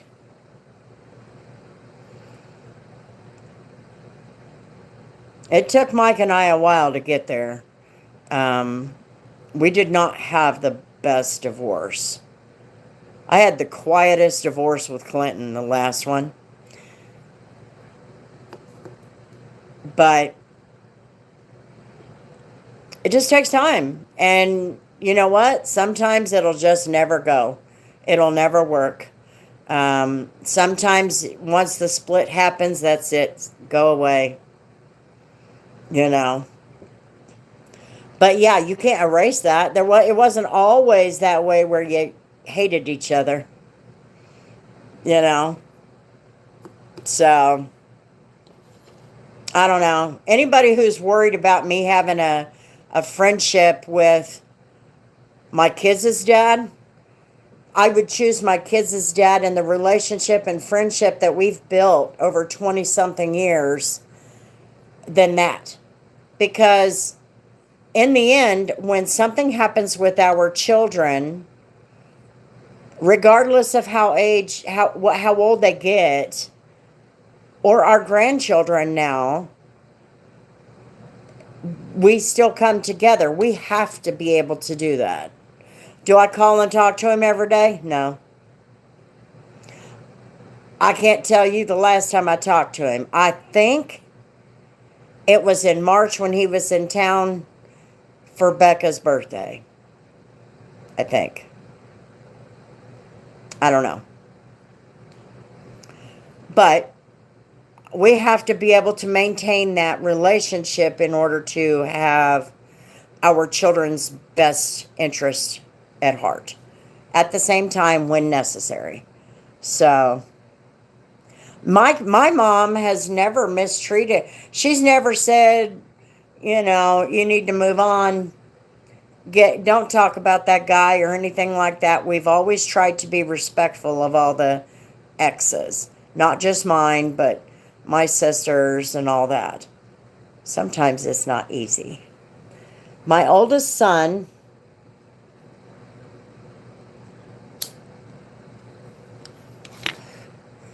when graduated from the university, he wanted to show his diploma to her. And when she came by my house to pick up the 2 youngest, she ignored him. And when he came back in, his face, now that's grounds for slapping the shit out of somebody. Just saying. That is totally grounds for slapping the shit out of somebody. I would fight a bitch if she made my kid upset. Because she didn't have time to stop and look at that diploma and share that.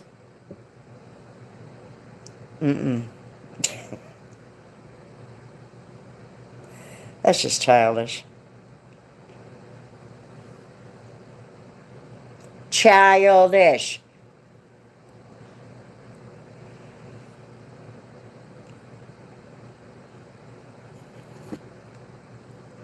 I assume you're still typing.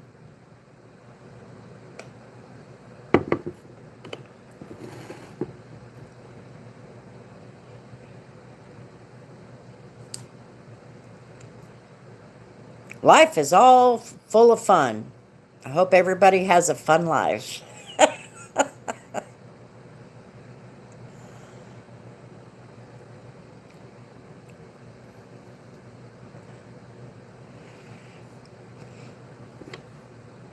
There's 2 people in here. Hit that like button, y'all. Or you can say something.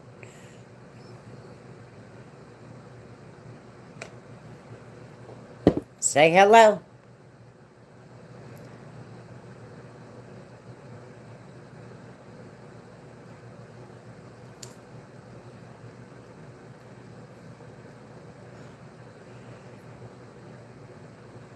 Yeah, if you're here for a tarot card reading, I saw that on all the lives earlier. I was like, what? So I guess if you have a tarot card reading on live, you're going to get like 1,500 people watching you. Undescribable. And I stopped him. I told him to never say something bad to her and to leave the situation and learn from it. We just honor our parents as in the commandments. You did good. But you know that hurt him. You know that had to have hurt him.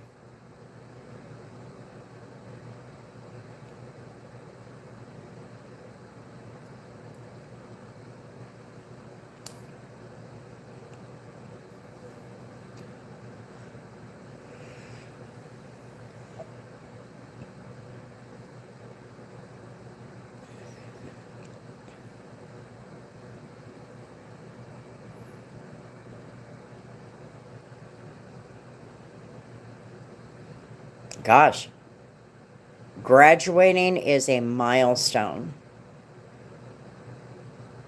that a lot of kids don't get to go through. There was a few years I couldn't even handle it when all these kids were graduating from high school and all of that because my daughter couldn't. That was a lot. I couldn't even, but that's a major milestone in these kids' lives.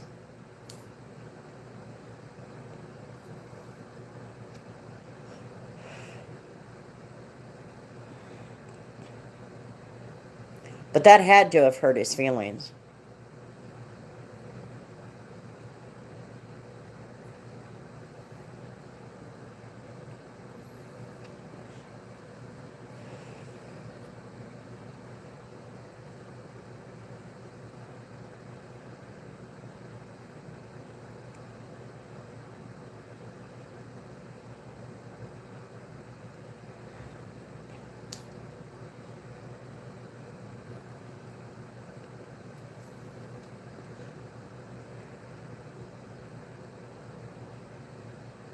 And I'll tell you what, I think being friends with my ex, I don't even call him my ex, I just call him my kids' dad.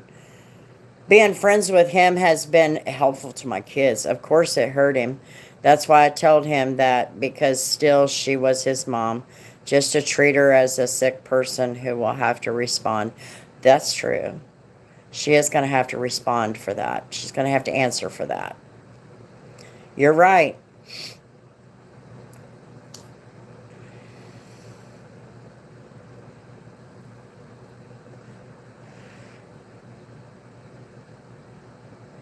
You are right. But I tell you what, I think that's helped my kids a lot.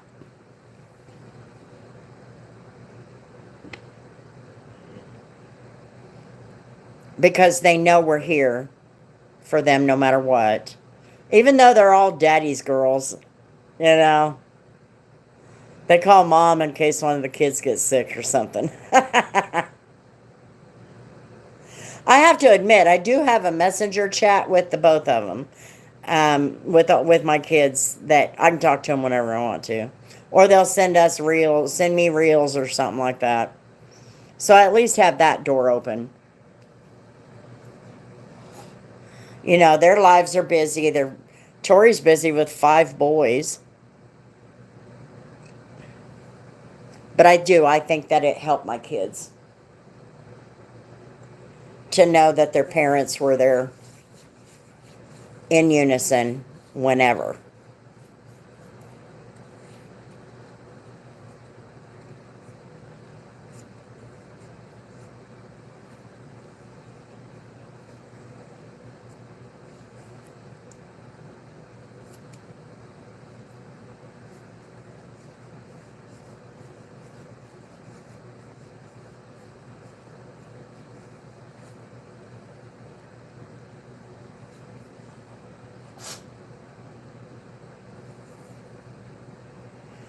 He asked me why she is treating us like that when we know she has lied. So I told him that we do good and continue. One day she will see she wasn't right and possibly all alone. That's true. Eventually, I always said to my kids' dad and I had a bad divorce, and it ended in it shouldn't have ended that way. And the only good thing is that the woman involved, he's still with her today. So we're talking, oh my gosh, how long's it been? 25 years, something like that. So obviously that was his other half, okay? Go be happy.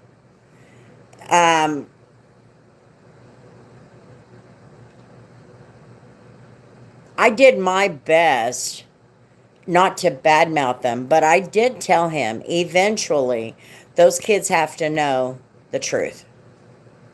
They have to know what caused that, because they're going to want to know. Well, anyway, when they were adults, they did finally learn what happened, and they knew it. They just didn't understand it.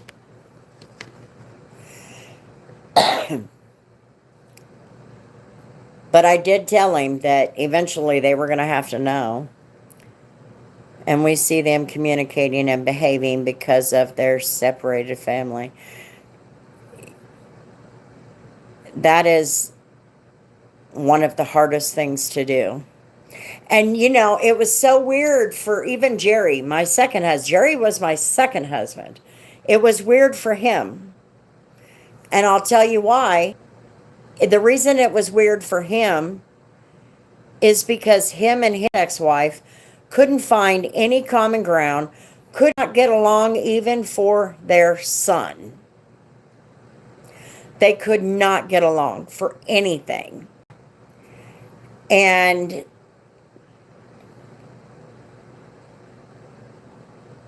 he couldn't understand how me and Mike could come together and just be mom and dad when you needed to be mom and dad. You didn't have to be a part of that person's normal everyday life, but you needed to come together for your kids. I advocated for that many, many times, and he did try to help to accommodate me. You know, I'm like, well, just try and look at it a little different, you know. And I tried to be the devil's advocate and all of that. I only had a couple of conversations, but she wanted a war with me too. Also, oh, I already read that. Anyway, me and Mike were able to come together and always have for our children. And we're like the minority in that. Very few people will come together anymore for their children.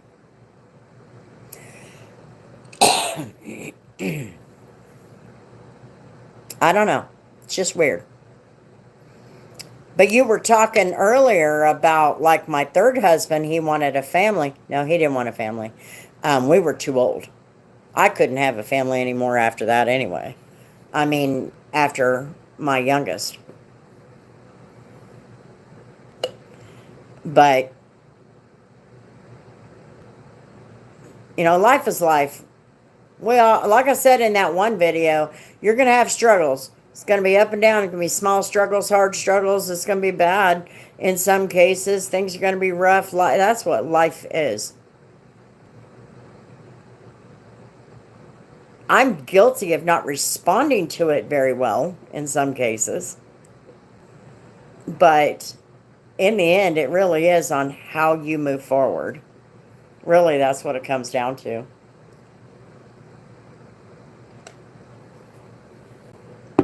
How you move forward, in the end, is what's going to count. And as far as bad marriages is concerned, the only thing you can do is be the better person.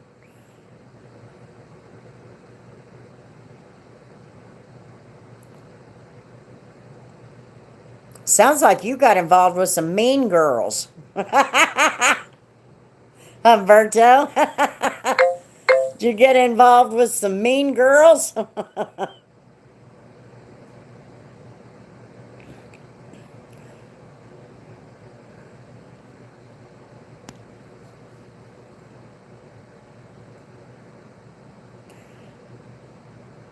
I always ask the why, especially when I know I didn't do anything wrong. At least she never expressed her complaint. The only time she complained was because I was coming late from work.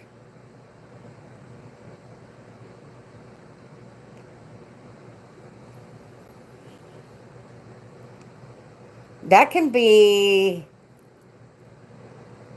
if you're not brought up to understand that a man has to provide for his home, a lot of women struggle with that because they're not taught that, a man is born and bred to be a provider. Even if that means they're working from sun up to sundown or later, that can be a challenge.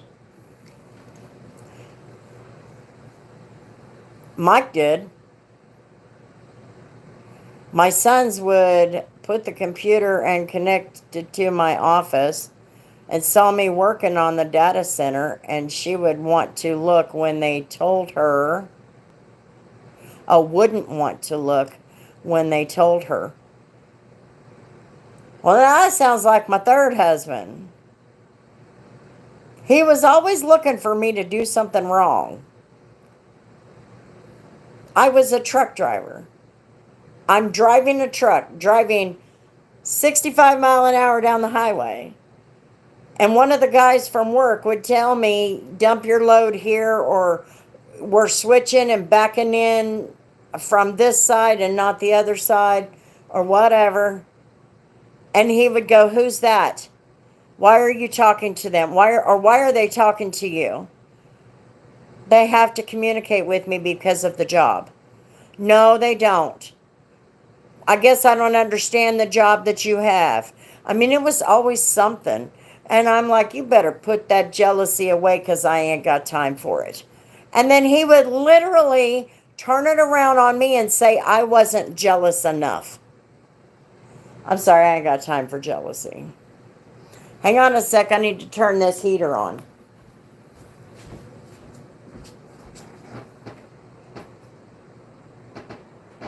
It's a little chilly in here. Not sure why.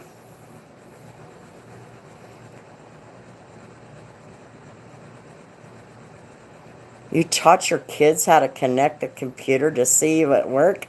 What kind of weirdness is that? That's just weird. That just doesn't seem... That's just weird.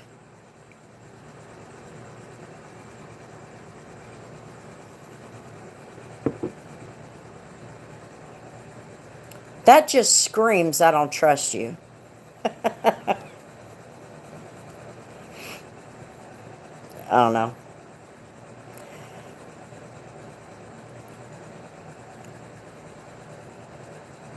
Jerry worked a lot, except for when we were on the truck. But when he was working in the electrical field, he worked a lot of hours. I mean, there was nothing you could do about it. Just wait for him and hope that, he could get home long enough to at least eat some dinner and then lay down and get some sleep. Wasn't too tired to miss dinner or didn't want dinner.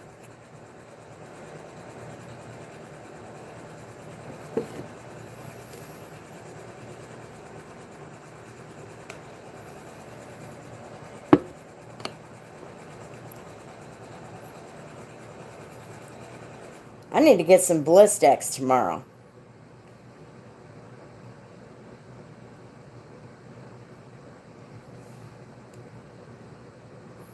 That cold that I was dealing with Monday or Thursday has chapped these lips pretty good. I always kept them abreast of... I could see you before, Rashida. I didn't know what happened to you. I'm like, what? She can't see me? I can see you. I was always able to see you. It's just the comments on my feed, they have a tendency to freeze up. And then it'll finally come back on and all the comments will shoot up. I always kept them abreast of where I was just in case. I always signed to them my sugar was low and would see me sitting on the floor eating a snack outside the data center. Well, you probably missed what I said, but obviously not in the bathroom.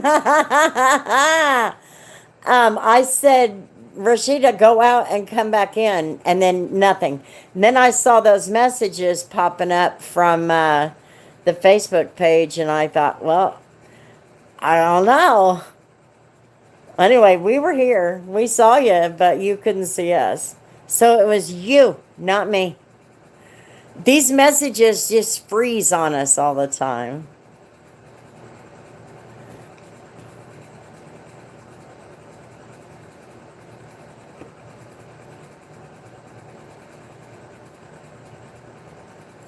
What? You put construction paper in your shower? What for?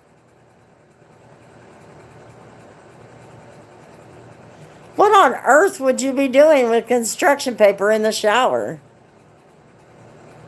Oh, the window.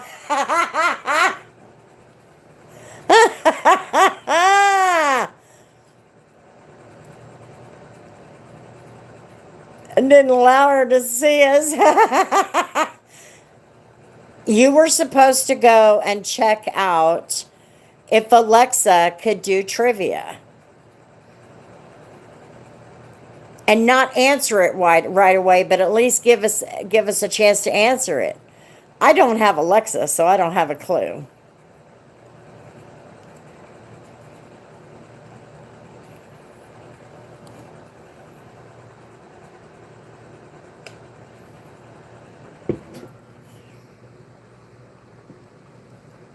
When after that live, I've got a video coming up.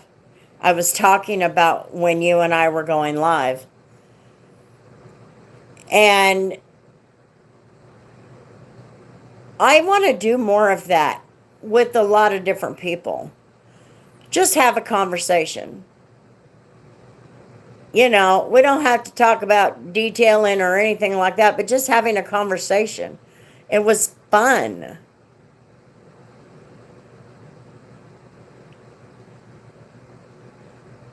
Didn't you notice no one can see you?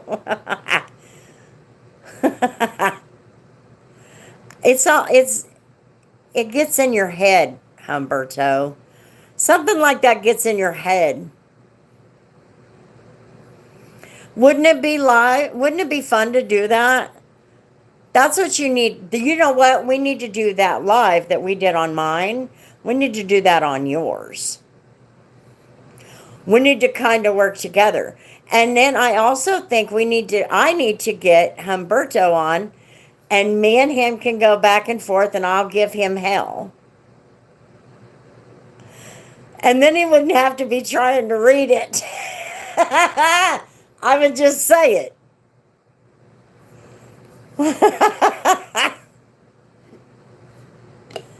Then he could tell everybody he's going to be here, and maybe they'll come and watch and ask him questions.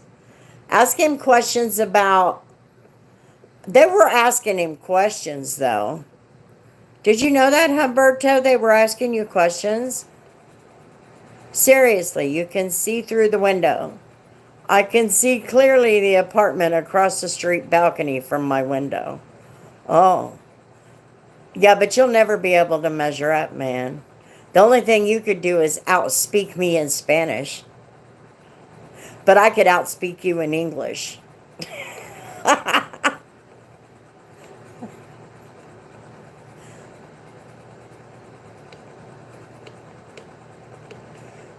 It'd be Chris versus Humberto. They don't need a free show.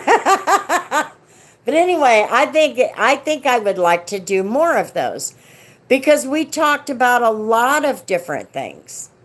I don't even remember what we talked about.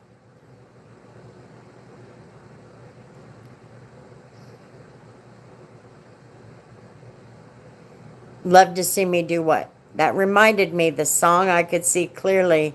The rain has stopped.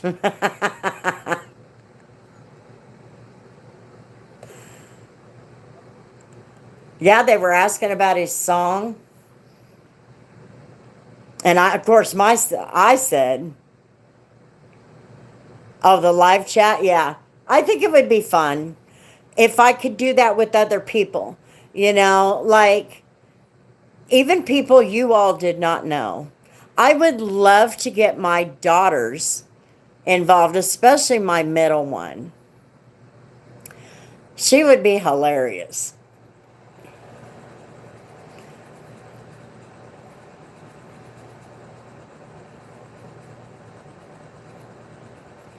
I don't know. I had to think about it. But I thought I had a blast doing that. We didn't focus on anything. We just had a conversation. And I think we got to know each other pretty well as well.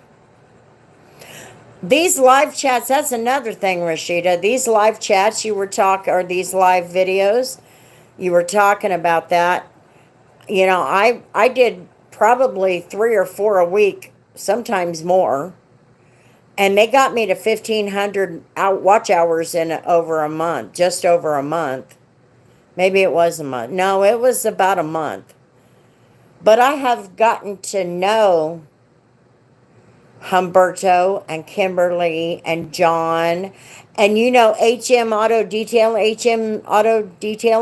he didn't even tell us his name for the first month. We did not know his name. He had dealt with some racism and stuff like that before in the past. And he didn't want anybody to do that because of his name, Hassan. Aaron sent me the StreamYard link. Yeah, that's why YouTube, when I was looking at those watch hours, YouTube had a thing on the side of the computer screen because I was using a computer at the time. Only because when you hit 1,000, you have things that are, when you hit 500, things open up for you. And I think it's like 3,000 watch, no, maybe it's 2,500. I don't remember. Anyway, so I was looking at the screen and it said ways to boost your views or something like that. And so it took me to a couple of videos that an account called YouTube Creators had. And they spoke about you're going to get better views if you go live than you would if you post a video every day. You could literally run a YouTube channel by just going live and never posting long form. I have a friend named Hassan here. Yeah, and I felt bad for him there in the beginning because I was concerned. And I don't want anybody to feel that they're not comfortable here. Mary, she came in, and then one day she said that she's got to go. Her wife is home. And of course, thank goodness I didn't, I'm afraid to offend people, so thank goodness I didn't say, are you married? Do you have a husband or something like that? So that I did not offend her.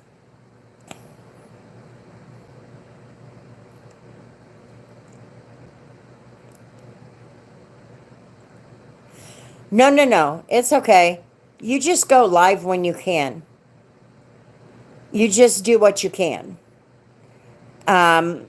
When you hit the end on your live, you'll get that screen that pops up, and it'll give you all the stats. that's the best way to tell. And then in your YouTube studio, you will have that little ticker that ticks up until you're 4,000. And then it goes away. It goes away, and now it's in a different spot. It's a pain. But anyway, no. But you could go live if you are homeschooling the kids. Put that, you need to get you a stand. That you should do. Or put the camera up somewhere so they can watch you teaching the kids, helping the kids, going over what you're going over. Things like that.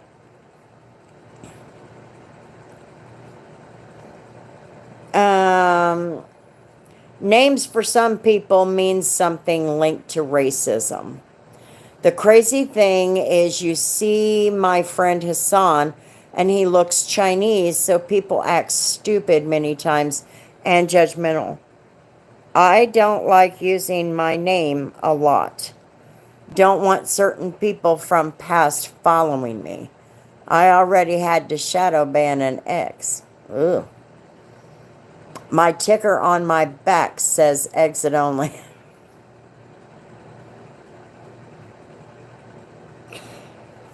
TMI, dude.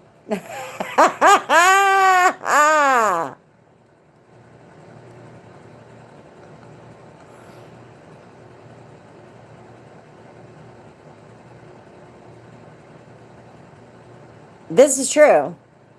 But the way that you can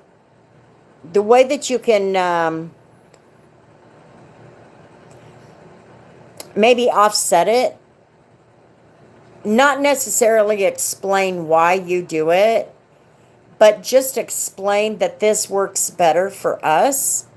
My husband and I decided this was going to be the best for our kids, but we want you to decide what's best for your kids. And you don't even have to, remember when I told you, you can do video of it and not record. You take out the sound and then you voice over. You can show video of it and just kind of voice over and talk about the homeschooling experience. So, no, and if you want to keep it private, that's fine. But if you do, there's ways for you to get around not having to...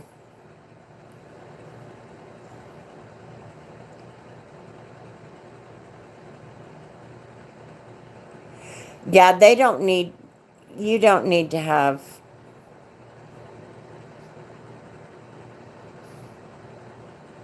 They don't need to always be on camera.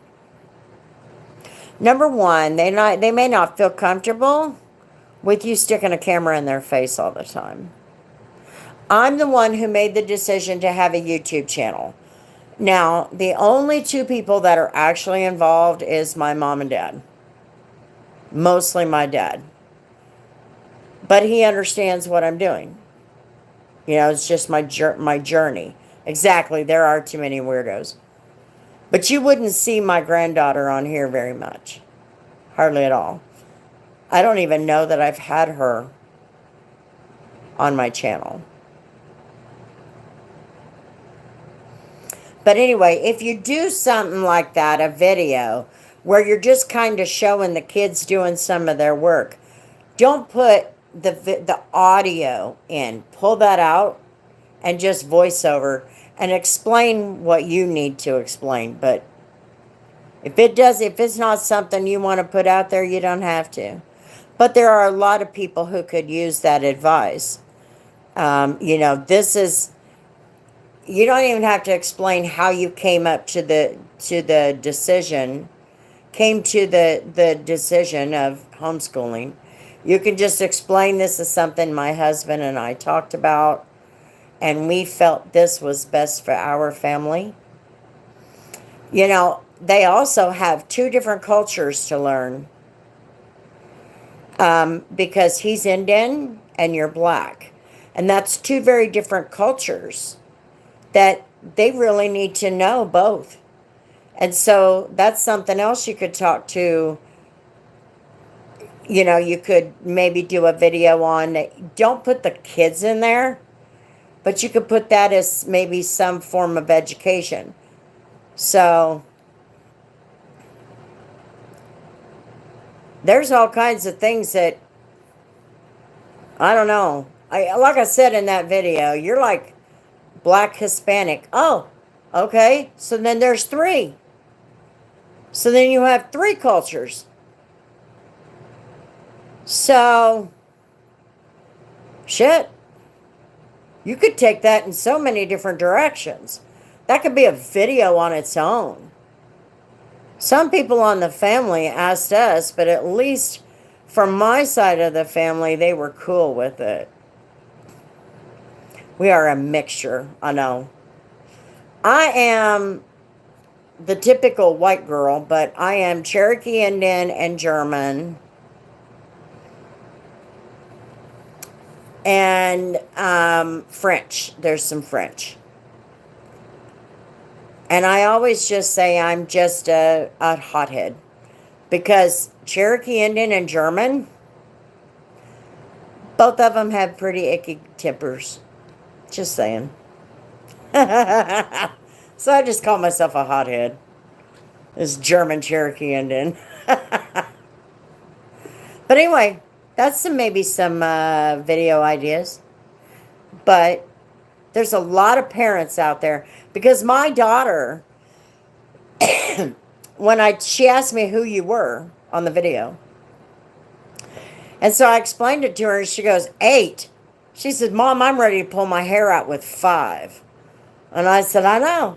I said, them last ones are all really kind of close together. Bam, bam, bam, bam, bam. And I'm like, you did the same thing. She said, yeah, but I quit at 5. So there's a lot of parents out there that are wanting to know how somebody can be a super mom. Because that's a super mom. I struggled with 4. I could not imagine 8.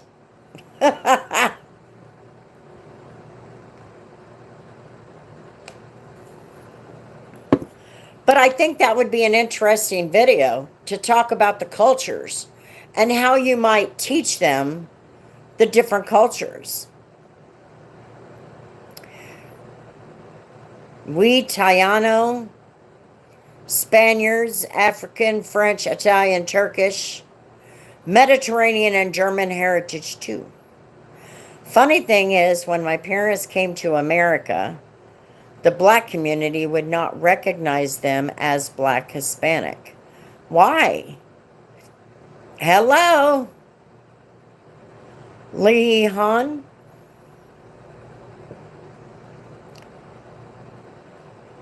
The just say hey are I can't say that word. Panamanian? Manian? I can't say that word. Panamanian? Manian? I can't say it. So your mom is from Panama or your dad? Panamanian. They speak with a Spanish accent and they were born and raised in Panama. Got it. Oh, both. Oh, okay. Well, how did they immigrate here and then he joined the military or what? How'd that work?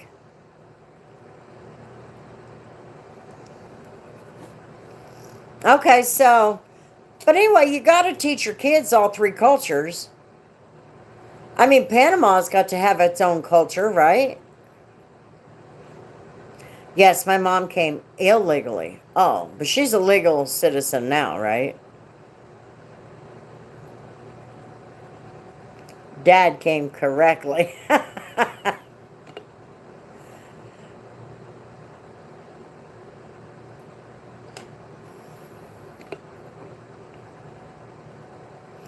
So, hey, it is what it is. But it was a whole different world back then, too, Rashida. Very different world. When they came to the States back then, they truly did want to work. They truly did want a better life. And they didn't want to bring kids into their current lives, so they wanted to have a family, but they wanted a better life for those kids. So it was a totally different world back then. I didn't come correctly. I am just visiting this planet. Are you just visiting, or did they just forget you when they took back off? And they left you here. Say you did!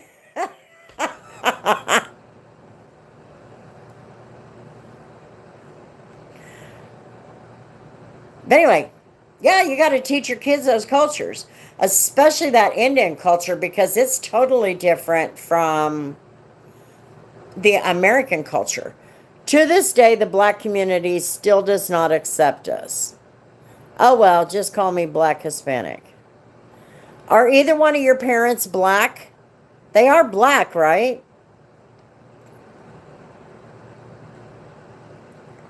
They forgot about me, yeah. We are considered not black enough. Well, that's not right.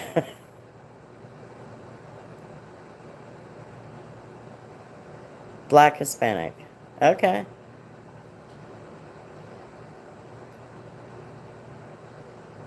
I don't know. Maybe maybe it's the Indian culture and the Black Hispanic culture as a whole coming from Panama. Black Hispanics are way lighter color.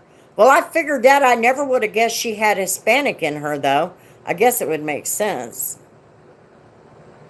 Now that you say it, it does make sense, but I just figured she was a black girl. If you see me, I am light colored. I saw you. I saw you on video today. Panama is a Spanish country. I did not know that. I did not know that.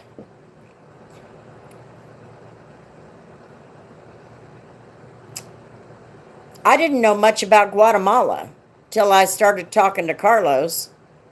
And Guatemala is where he is from. His family originates from Guatemala. In our family, we are a rainbow. Oh, we got rainbow. Even my white family has a rainbow. My sister has 4 mixed kids, 3 mixed kids. 3 mixed kids. I'm trying to think.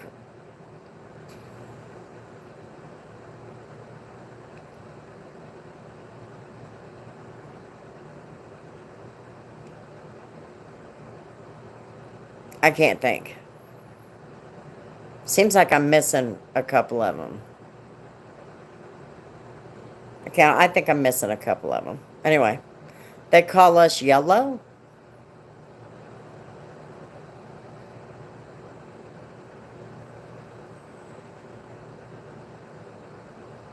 Why would they call you yellow? What kind of shit is that?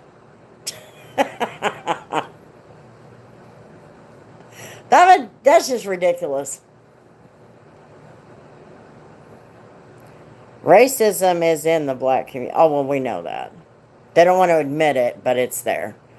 And I mean, it's been on the forefront now for a while, for a few years, because it's so trendy. All you're hearing is white people are racist. They hate us. And then I'm learning more and more, like what you're saying. I'm learning that is a bigger issue than I really knew about. Obviously, I don't know much about it, but I'm hearing that that's a bigger issue than I thought. And I'm going, well, now the truth is coming out. And here's my problem. Like Martin Luther King. That man fought and died for the cause of desegregation, acceptance, the right to vote, freedom, ride on the same bus as the rest of us, go to the same schools, get the same offers that we get, go to the same colleges, working under meritocracy, right? And now here, from 2020 to 2024, they have managed to remove black people from food boxes and all of that stuff, and it's done nothing but cause a segregation. They want their own dorm rooms on the college campuses. You are creating the very thing your predecessors fought to take away so you wouldn't have to live that life. I can't figure it out. I can't figure it out. And I don't say much about it because I don't want to sound like I'm judging people. But it's true. My great-grandfather was known or called Ghost. He was black as night and had light blue eyes. Oh, I bet that was sexy. So when he turned around, people would get stunned or scared because of his light blue eyes. Panamanian will tell you they are not African American.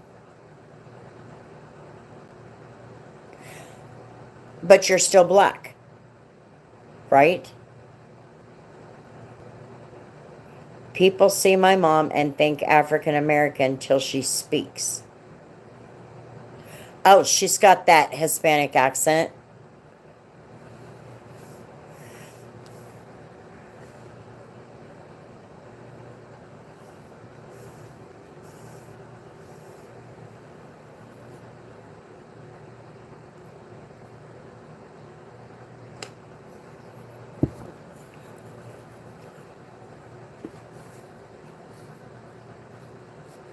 Anyway, I'm not going to go for the segregation. I'm not going to fall for that. I'm not going to allow my side of the world to become that. Absolutely not.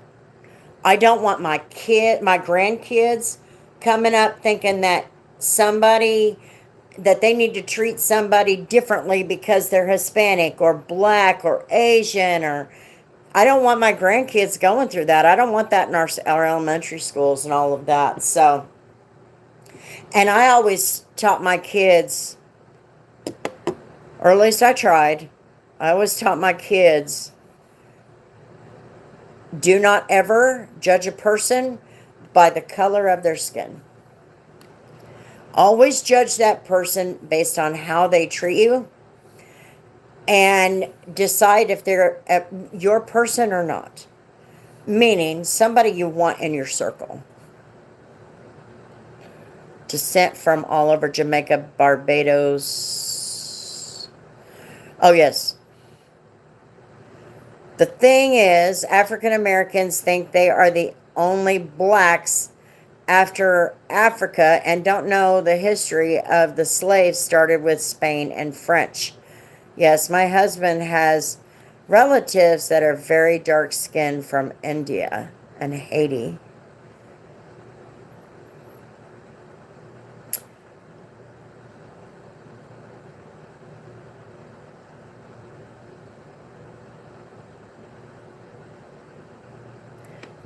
Okay, first of all, you do not walk up in here and use the Lord's name in vain.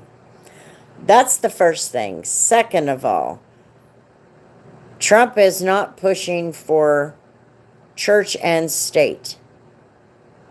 He wants to make religion a basic point in schools. Believe that crap.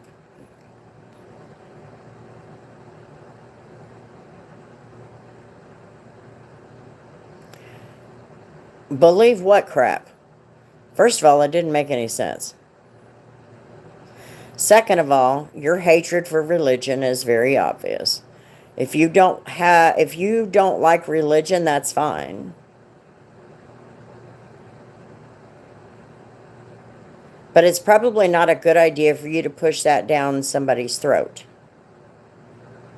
Trump is pushing for church in the state of schools.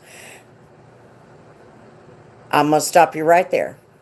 I'm going to stop you right there. Let me explain something to you. You're talking about the separation of church and state. Is that what you're talking about? Yes or no?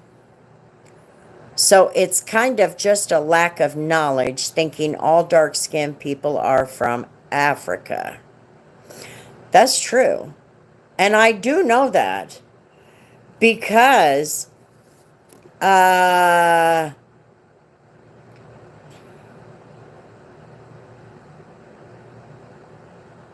can't remember the name of the country. I thought that this country was white people. It is not. It is black people. And I cannot for the life of me remember.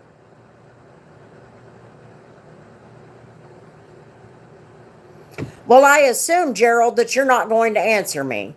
So, that's fine. But you need to understand what that law, the separation of church and state, really is. And it has not a damn thing to do with schools. We should know our family roots. That's true. The thing is that I will be the first one to tell you, I personally don't know anything about the family roots of black people. Agreed, yes, of church and state. And excuse me for using the first two letters in my statement. I apologize. Thank you for apologizing. Now that I know you're here, I've got something I want to say to you. You're talking about the separation of church and state. Now, I am sorry that you have fallen for the facade that law was written to keep church out of schools. Okay? Not even mentioned in the law. It's not even mentioned in the law. In fact, the law was written for the state to get out of the church. As soon as that law was passed, what is the one thing that happened in this country? Real estate taxes for churches and religious nonprofits was no more. They don't have to pay taxes on anything. Real estate, no physical asset at all. The state is required by law, the separation of church and state, to get out of the church, get out of the religious side of things. That's what that law means. Has nothing to do with getting church out of anything. It's getting the state out of the church. You're welcome.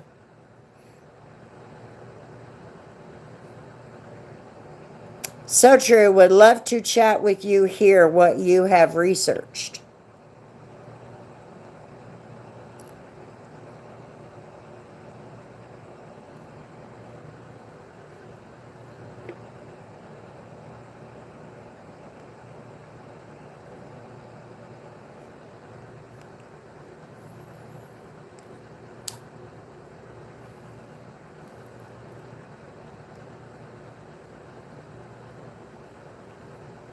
Humberto is like the walking library. Gerald, you have to educate yourself outside of legacy media on everything. It's almost like this court stuff. You have to educate yourself outside of legacy media. And you really need to be a little more well-versed between criminal and civil law. But a lot of people are still spewing stuff that isn't true because people get their information from legacy media. It's what we learn basic in social studies in school here.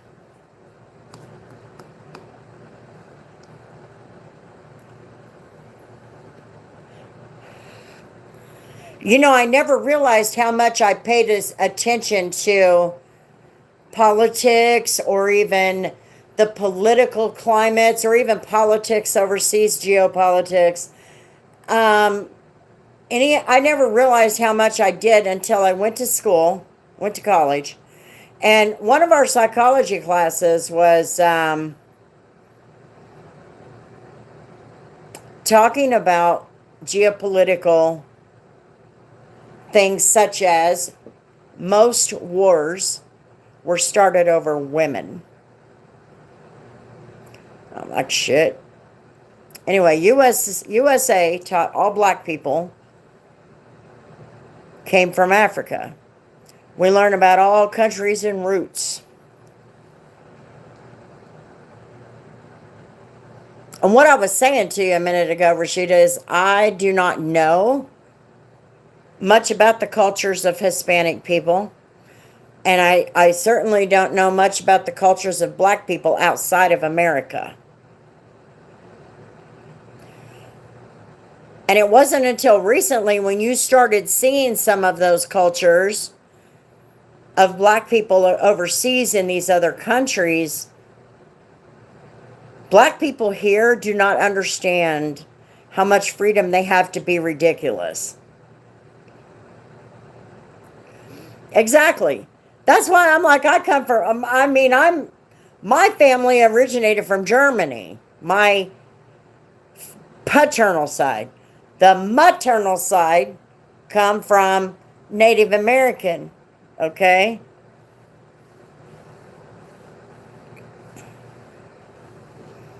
So you know damn well that not all white people, not all white people are going to come from America. They truly have. In fact, I would almost say if black people, I don't know, I'm not black obviously, but if black people have lost their culture as Americans, then technically what they did is rewrite a culture in America because they have lost the culture from wherever they originated from.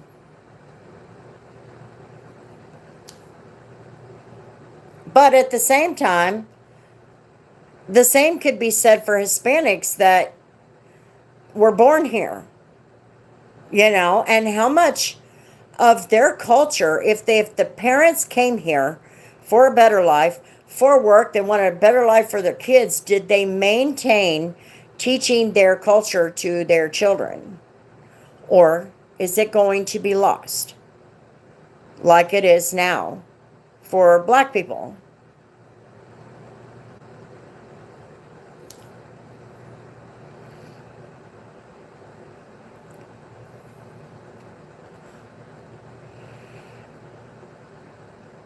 We have Irish in our roots. Ireland. Wow.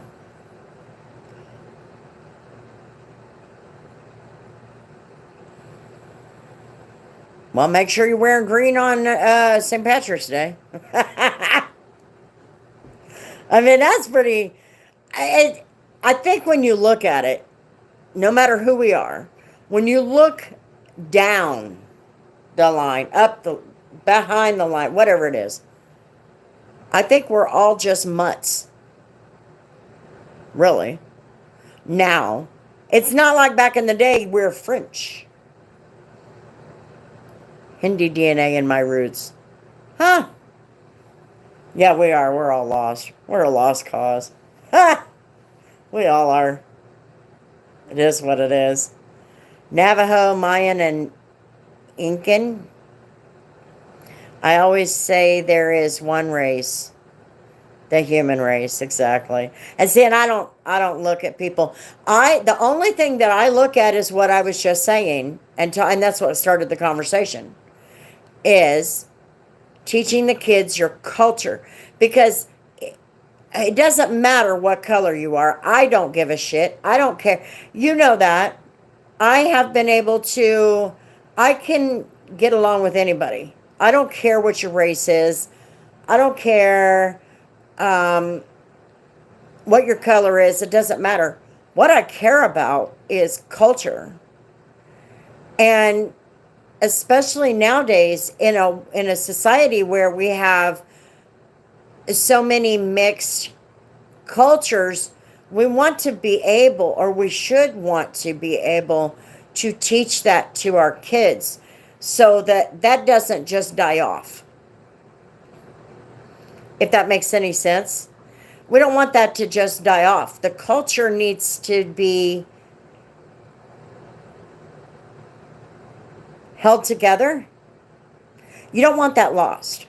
If that's what makes you, if that makes any sense. That's why we love you, Chris. Why? What I miss? What I say? India, that is too cool.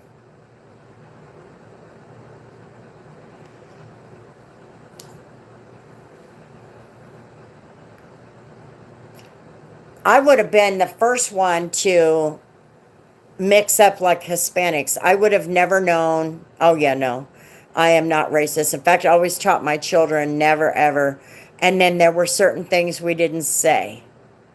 Certain things that were never spoken. And if they were spoken, somebody was going to get a pop in the mouth.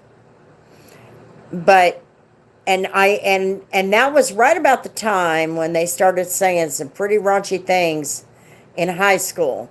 You know, kids their age were saying some pretty raunchy things in high school. And I'm like, don't you dare come home and say that crap.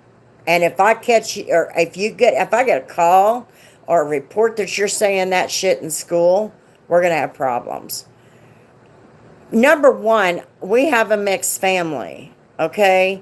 And the last thing I wanted is for my kids to speak in a certain way, and then my nephews and nieces hearing that. And I did not want my nieces and nephews to feel they were not part of the family, because they're our family. And so I didn't want my kids to pick up bad habits in school. No. We're not doing that. So, but no, one of my best friends in high school, in junior high and high school, before I quit, was a black girl, Cheryl. And but I was raised that way. I was raised that way. It all depends on how you're raised. And in the end, I can be friends with Rashida. I can be friends with Humberto. I can be friends with anybody. I don't care what you look like. Have you seen this mug lately? I don't even care to do my hair. We're just people. We all bleed red. We all make mistakes. We all have kids. We all screw up. But I could not tell you anything about, or anything much about the Hispanic culture. I can tell you that. For example, I would have guessed Humberto was Mexican. And I have tried my best, because that's what I always thought. I've tried my best to get away from something like that, where now I just say Hispanic, because that kind of opens that door for because there's so many, you know what I mean? Here, we being of all races, we call someone, I don't even know how to say that word, Chinko, and no one gets offended, except for the tone of using those words. Oh, Jinko equal white.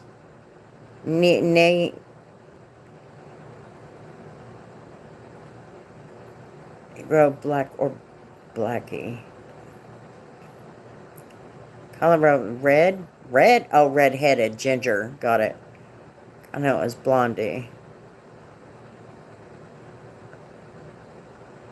I think my husband is... I would have thought that. You did that video Thanksgiving when he was home for Thanksgiving or whatever it was. And no. Yes. Didn't you do a video where you said how you met, or did I see that? Maybe it just popped up. Anyway. He was in one of your videos when you guys were at the pool. And you were talking about how you met. Or something like that.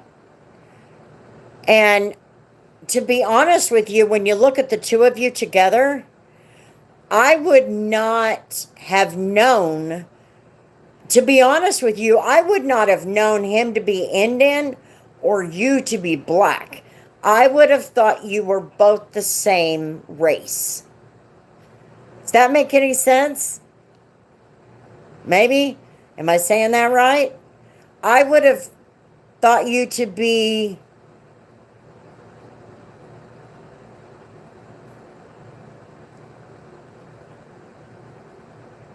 I would have thought you to be the same race. I would have never ever guessed. And obviously I know because you've said so. But I would have, had I not ever seen you two before or had a conversation, I would have just thought you were either Indian or you were both Hispanic. I kind of suspected that you were black, but you just never know.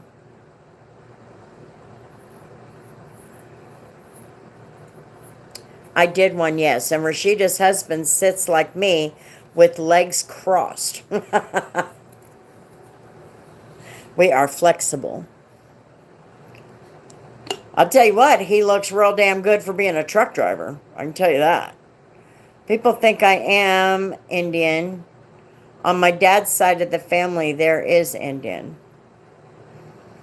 And your kids, I love their hair. They'll have that wavy hair, that curly hair. And I'm like, oh, look at that. Your daughter's hair reminds me of Becca's hair. Becca had my hair, that kinky curly hair. So, but anyway. No, I would have never guessed that you two were a multicultural family if I had not known ahead of time. You see what I mean? I wouldn't have known that just by looking at you two. But that's because I don't know much about the different cultures. See what I'm saying?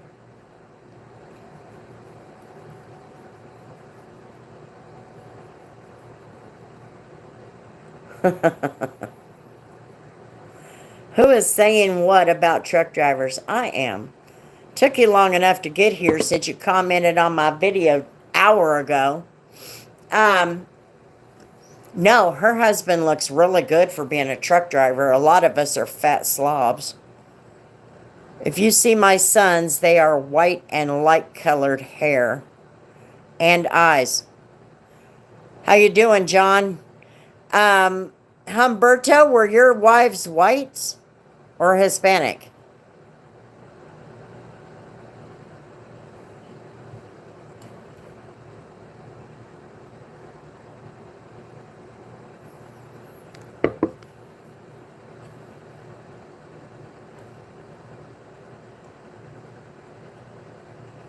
Chris, I weigh more than my husband. Yeah, I know, but still. I'm just saying, he looks really good for being a truck driver. But his culture is very well known for having a pretty good metabolism, too. His race, the Indian people, they just have different genes that are... it's kind of like Asians have recessive genes. They are missing some of the DNA or genes that need for body odor. Did you know that? They don't stink. That's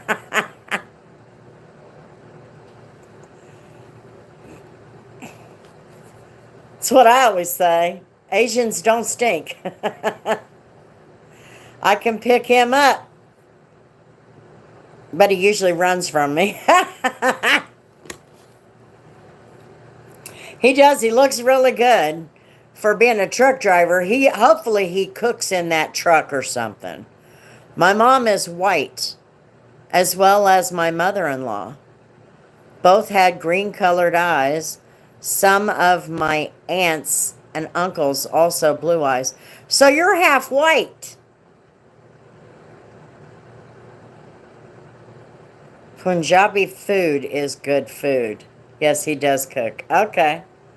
Yeah, I figured that was probably the case. One of the guys that,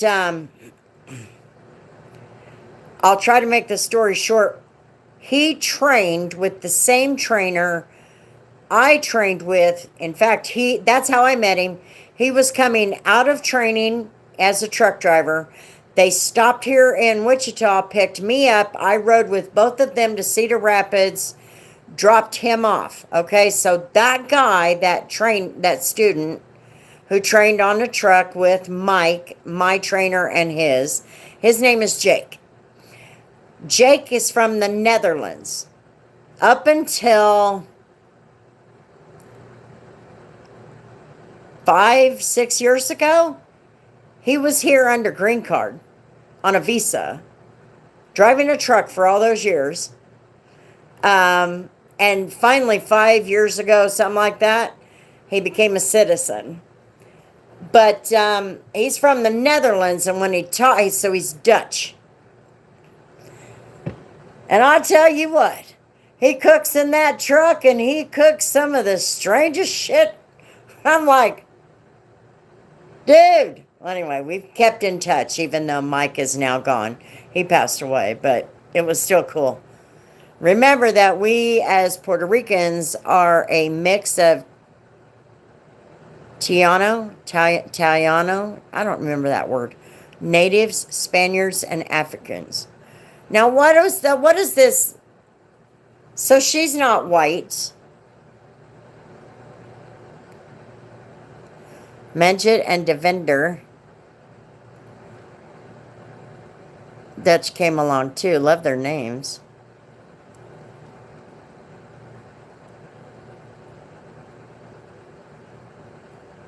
Taino. Yeah, is that more white?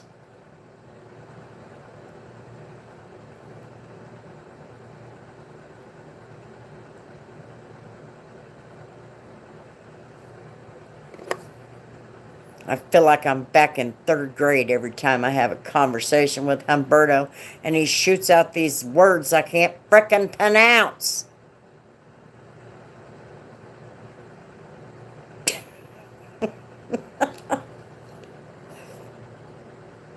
Chris is a mixed white woman.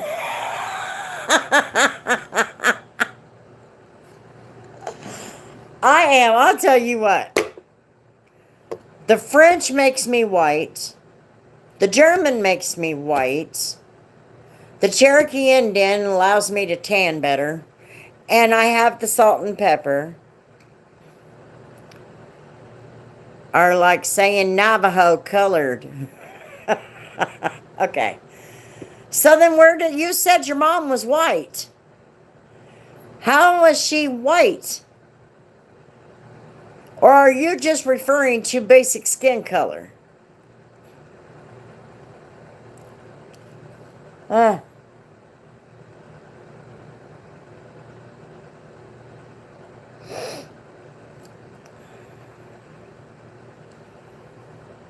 You said your mom was white.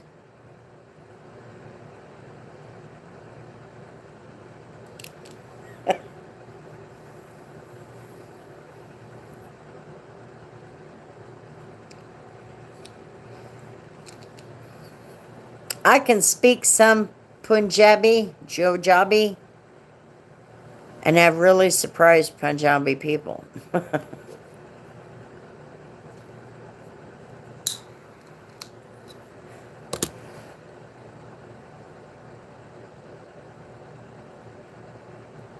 Humberto, the only thing I'm confused about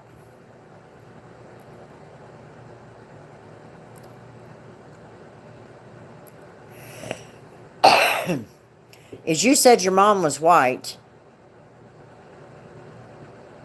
Because of the mix, she got the white color from Spaniards. Ah. Spaniards are white? I did not know that. I did not know that. Yeah, we're all mixed. I mean, now we're so far down the line, and everything is kind of mixed in. That's what America's all about. That's why, nobody is arguing the immigrant issue. That's how we started. Nobody knows. I mean, nobody's arguing that. But yeah, I had no idea that Spaniards were white. I had no idea. I learned something new today.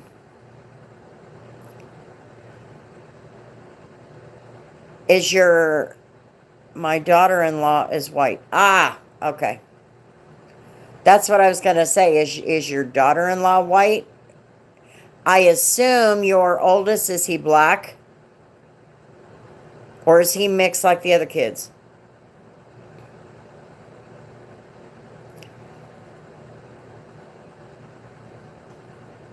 One big mixed happy family.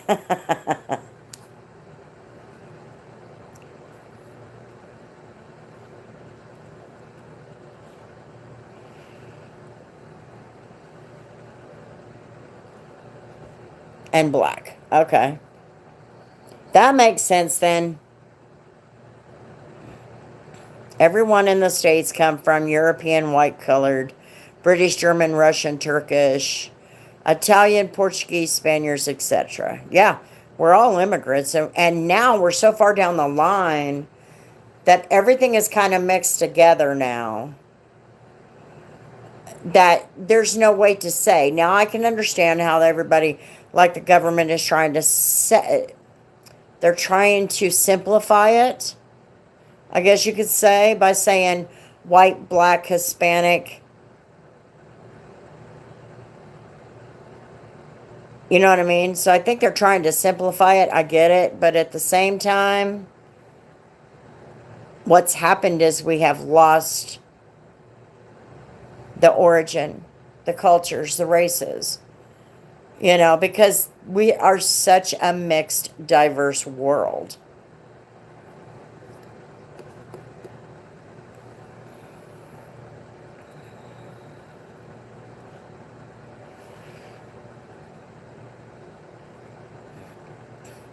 Yeah, all of us in the States are all just mutts. And you know, I didn't know this. I didn't know this until I did research on Puerto Rico, but Puerto Rico has its own race too. Which might explain why you're talking about Puerto Rico has the Tiano, Spaniard, and Navajo. Is that what you said, Navajo? So that would explain that.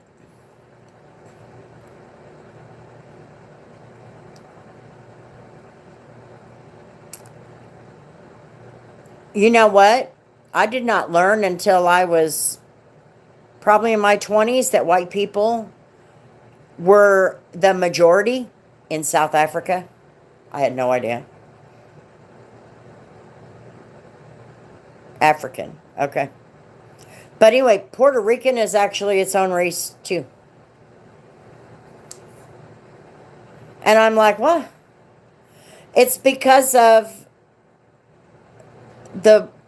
this is going to sound really bad, you guys. The blend. I don't mean it bad.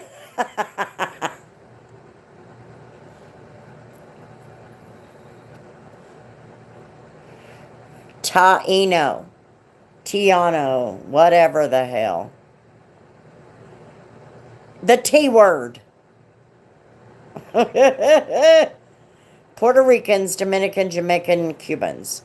See, I figured the reason they called them Puerto Ricans is because they're from Puerto Rico, right? Cubans, because they're from Cuba. Jamaicans, because they're from Jamaica. Like Kamala Harris. Her dad is from Jamaica. Just ask the media. But that man is white as I am. He is white as me. Okay? So I'm thinking, okay, they're Puerto Rican because they're from Puerto Rico. But apparently they have their own ethnicity. Is that it? Okay, the pastor who married my husband and I was African. He was white African. First time I heard of a white African. Like I said, I did not know until I was in my 20s that South Africa is like America, where the majority is white and the black is the second. And I'm like, what? And that got confusing because I was always taught that black was African American. You know, you were talking about that a minute ago.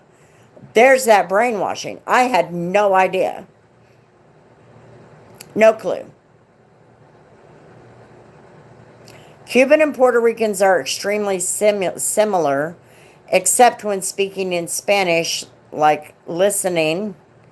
Someone from New York and another one from New Jersey. They sure did. They sure did. I was like, I thought Africa was the black people. I had no idea that it was white people. No idea.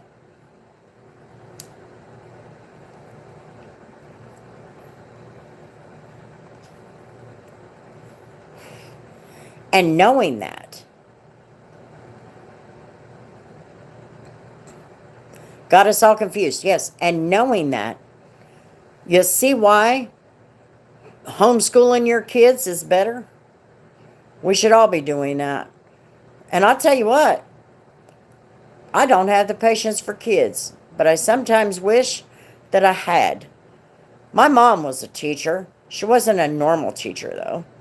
She taught Hispanic kids and Asian kids that were being brought to the States how to speak English as their second language, because 99% of them had parents that didn't know one word in English. Not even please and thank you. And my mother had to learn their languages, especially the Vietnamese and Hispanic, so that she could communicate with those parents that came in for conferences and stuff. She said, me and the kids figured it out. It was communicating with their parents. That was the hardest part. Because my mother taught ESOL.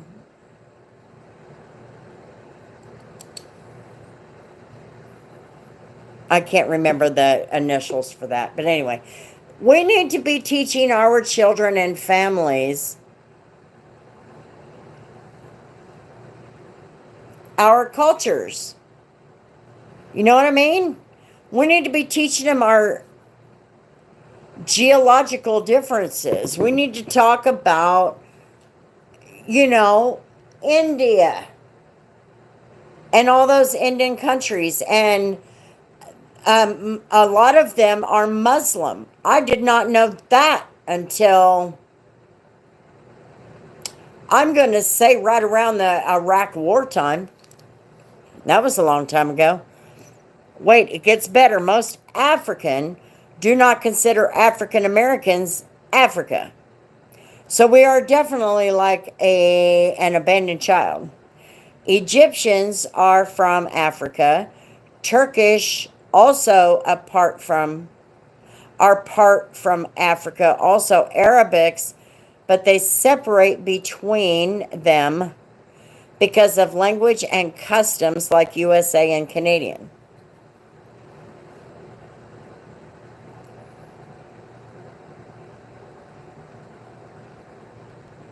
You know what I can't figure out? You bring up Canada.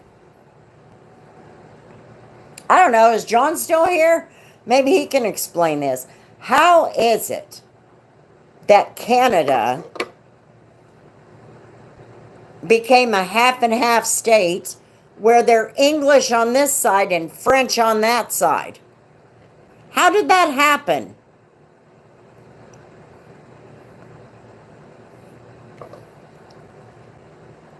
Because I mean, we go up into Vancouver, and those people don't hardly speak much much English. And I'm thinking they're Canadian. I thought Canadians spoke. Nope. This half of the country speaks French. This half, because the French wanted to separate and have their own language, their own identity. Okay.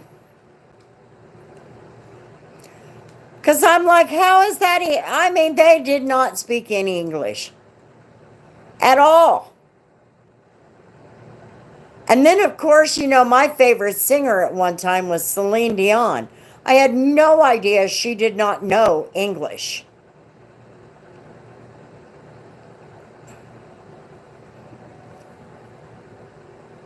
But see, that just goes to show there's a lot of things that still need to be learned. When you look at it from a geopolitical perspective, when it does, you have nothing but questions. It leaves you with questions. And people, these are the kinds of things that should be taught to our kids in schools. In USA, loving this chat, learning a lot. In USA was separated by three languages. English, Spanish, and French. Huh. The problem with that is they will not be able to survive without the rest of the country. The French are very stubborn people. Nice, but stubborn. One of my favorite YouTubers is Sandy Brock. She has a sheep farm north of, somewhere north of New York. And you can obviously hear her Canadian accent, the A and the way they talk in the northern parts of the States. They have that in Canada too. But then you hear a Canadian on the other side of the country and you're going, how? How did we end up like that? I mean, how did that even happen? And I'm 53 years old and never knew it. Hi, Coco. How you doing? Anyway, it's just crazy. It's just crazy how that works out.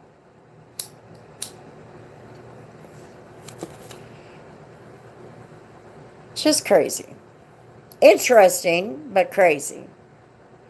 And like I said, Rashida, I would have never, ever guessed that you and your husband were different races. Because when you see the two of you together, because that video, I don't even know when it was, that video came up and I'm like, oh, okay, let's hear how they met.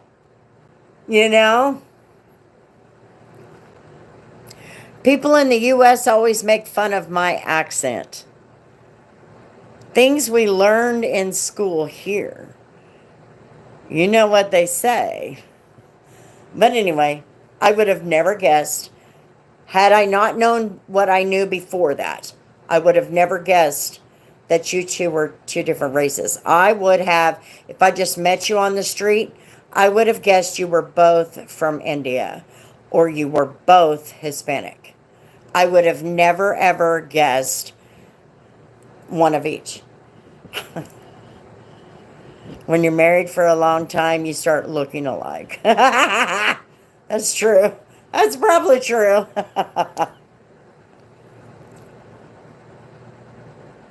And you know what? That stuff should be taught in the USA, Humberto. It really should be taught in the USA to all of our kids. There is so much that can be learned, and I understand that you can't teach them everything. Life is a learning experience in itself. Life in general is a learning experience in itself.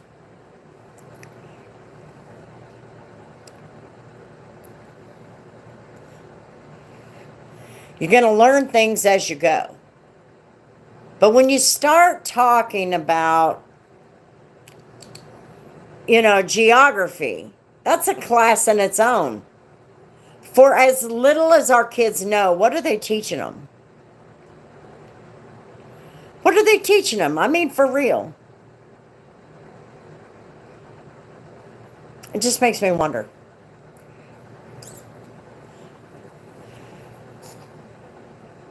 Just makes me wonder. I am left with more questions than answers. It is what it is. Okay, you two.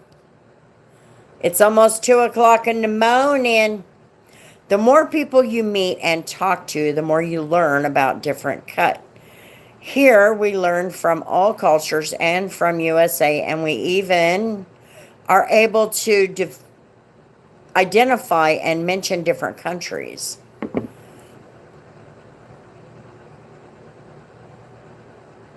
And being the different cultures that America is, and knowing that Puerto Ricans are Americans, essentially.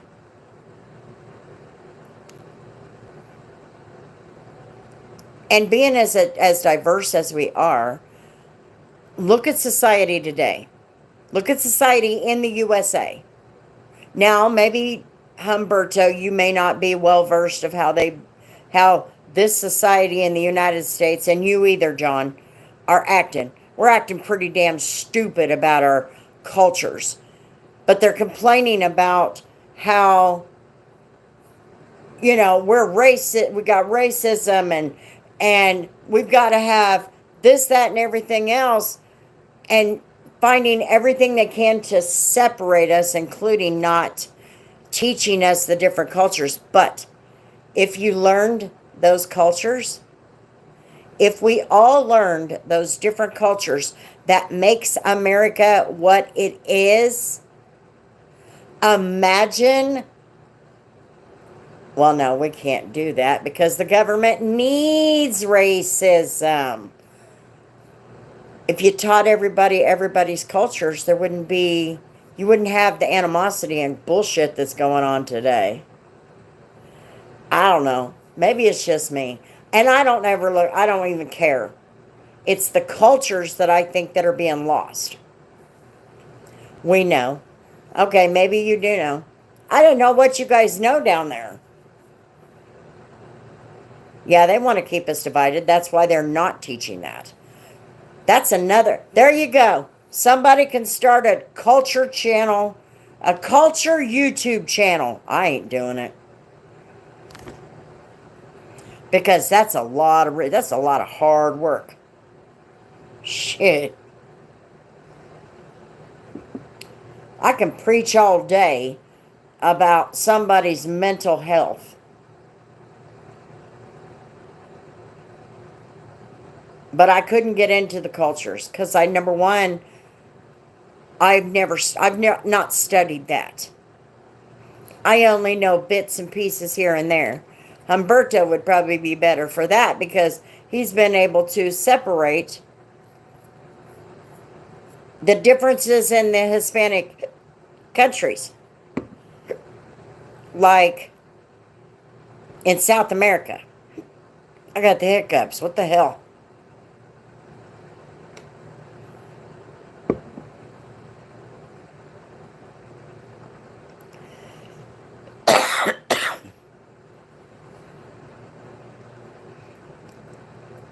Yeah, there is a lot to learn if you just open your eyes. Yes, there totally is. I agree. Now I have my history channel, and here I am thinking I haven't even published that damn thing. Everything is still private. You can't even find the channel. And now I'm thinking maybe that needs to go in a slightly different direction, or at least add to it.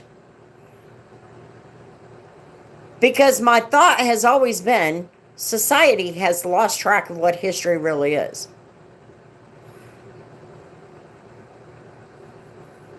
And so my thought was, let's just bring back a little bit of history here and there, especially the black community.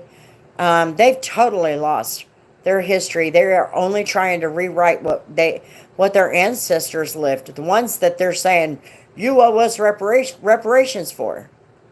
Well, why? You're putting yourself back there.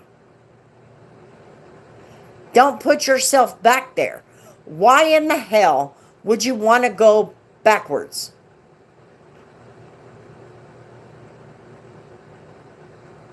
Asian is very complex. You're very right. Mom and I had that conversation. But I'll tell you something. My mother, the reason that conversation came up recently with my mom is because she's still in contact with a lot of her students. In fact, one of her students is a doctor. He's going through his residency right now. And he wants to go into the co-op medication or medicine after he finishes his residency.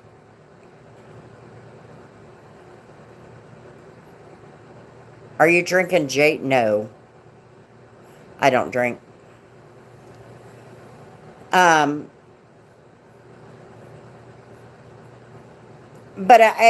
we were talking about that. So anyway, when I met him, I'm like,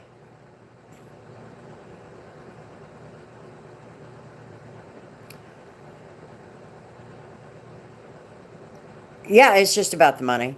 Of course it's about the money. But anyway, and so we were talking, and he's Asian. Okay, so my mom goes to 2 of these weddings. It was like 2 in one on a Saturday and one on the next Saturday. The 2 of those kids got married and invited her.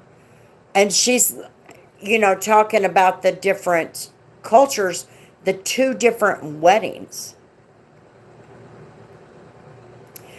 And the food that they had. And it was, because we have a pretty big Vietnamese community here in our city. India is complex, especially because of the different languages and dialects spoken there. Yes, I couldn't tell you anything about them. But that, like I said, that's what life's about. You're going to learn things as you go. So what we really need to do is kind of learn some of the basics.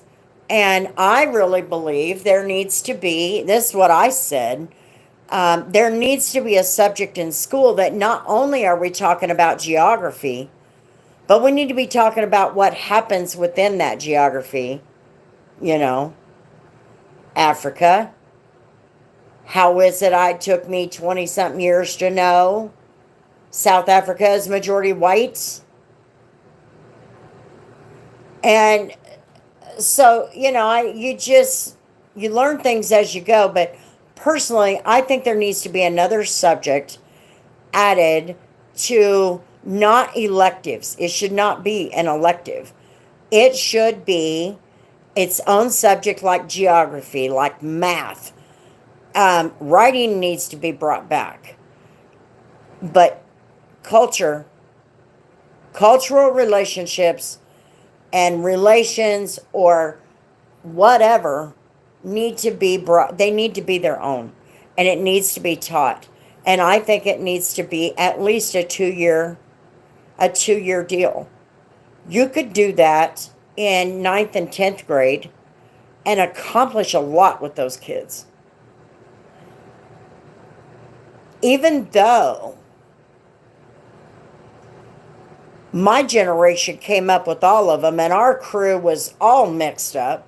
We had blacks and Asians and white kids and black kids and in the whole neighborhood. And the only thing different between us was our clique was on this side of the neighborhood and that clique was on that side of the neighborhood. The 2 neighborhoods is what separated us. That's how it was for me when I was a kid. So I wasn't brought up to look at Mike as a black guy or Han as an Asian guy.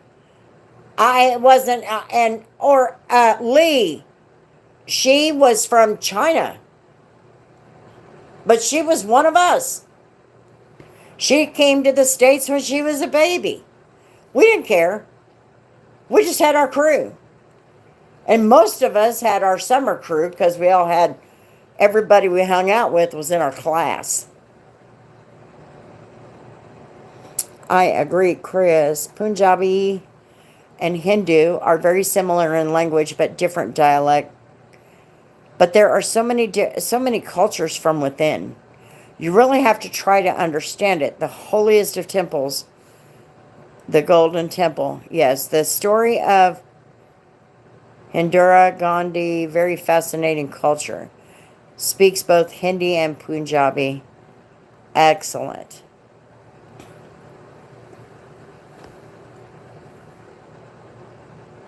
I learned by watching a podcast on YouTube that the Iranian language is Farsi.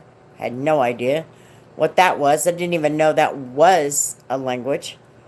Never heard of it. It's amazing the things that you can learn when you're paying attention. But you have to be, I just feel like you don't have to. How many of you use math in your everyday work and all that crap?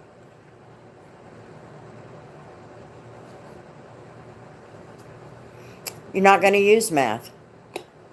You don't need it on the level they're trying to teach it. But imagine what you're going to use cultural classes. Because when you leave school, that is still going to continue to be there every single day, every job you have. You're going to have a diverse work environment. So you're going to have black people and Asian people and Indian people and I mean, there's so many Muslim people. You're going to have all kinds that are working in a workplace. If you understood more about the different cultures, you're going to carry that with you. You know what I mean? It's like people say we speak Spanish, when what we speak is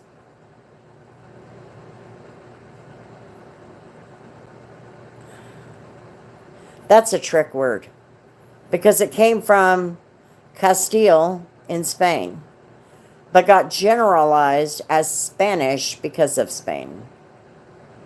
Dang, I can actually speak it pretty fluently. It really shocks the Indian community. In Spain, they speak 6 languages. I would have never known that. How is it you've been married to that man for this long and you can't say at least the basics?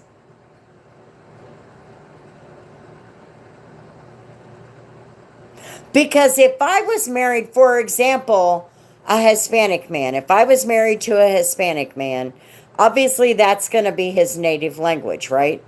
Is his Spanish or whatever it is. Even, you know, like that word that. Anyway, I would want to learn his language. First of all, I want to learn that language because if that MFer's going to cuss me out, I want to know about it. Because we are, well, we know how you're communicating, young lady.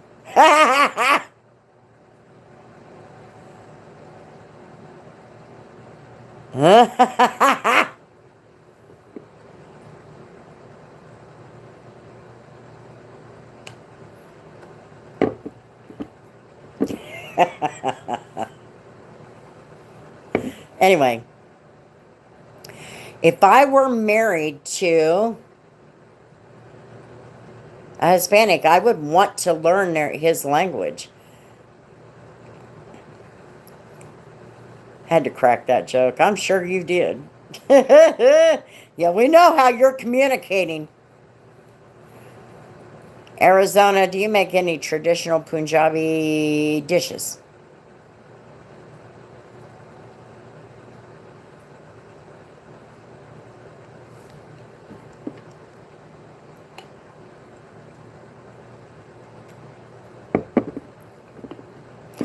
You know, that would be cool. I do, John. I can cook pretty much all dishes for him. But you couldn't cuss him out in his language, huh?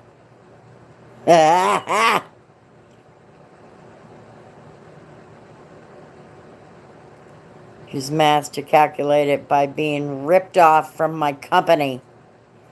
I know. He's not a huge fan of American food. 8 times. Don't learn the language, just learn the basics. It's kind of like sign language. That should be in schools too. That way we can get better jobs, because there's a lot of jobs that really need ASL in a lot of ways. But, you know, you need to learn the thank yous and things like that.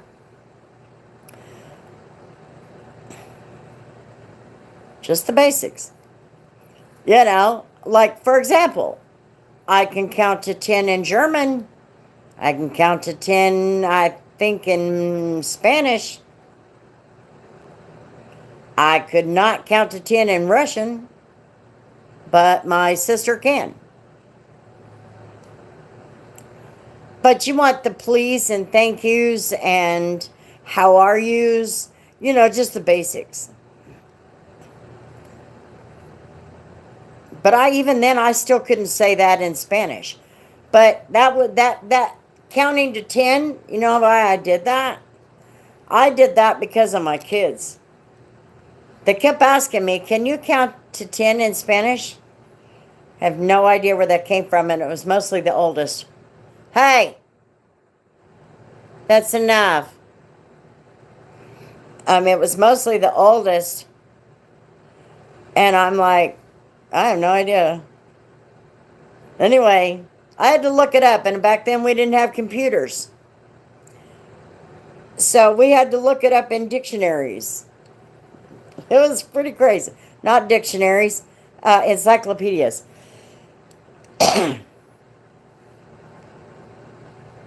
Water and pigeon.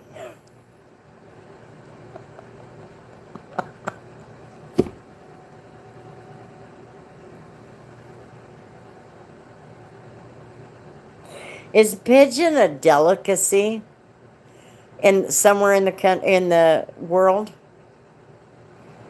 You know, we always look at pigeons as nastiness, but is pigeons a delicacy somewhere around the world?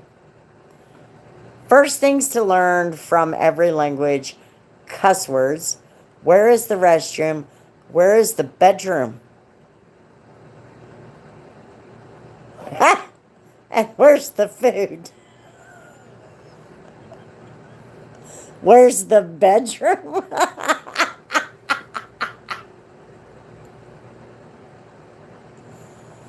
We eat pigeons. John, my husband, used to be a chef in an Indian restaurant, so I would watch him cook. I can even make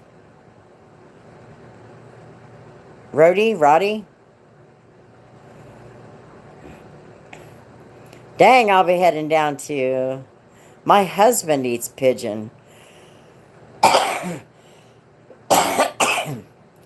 When you said that, you know, Americans think of pigeons as disgusting, nasty-ass creatures.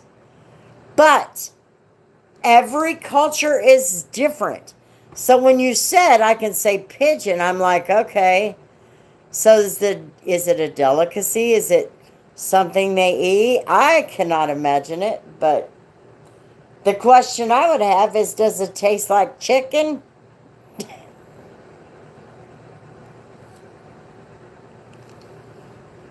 Ah.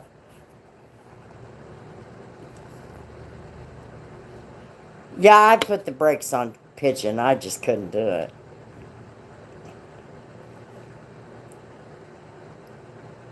I don't know. I guess I just have my limits.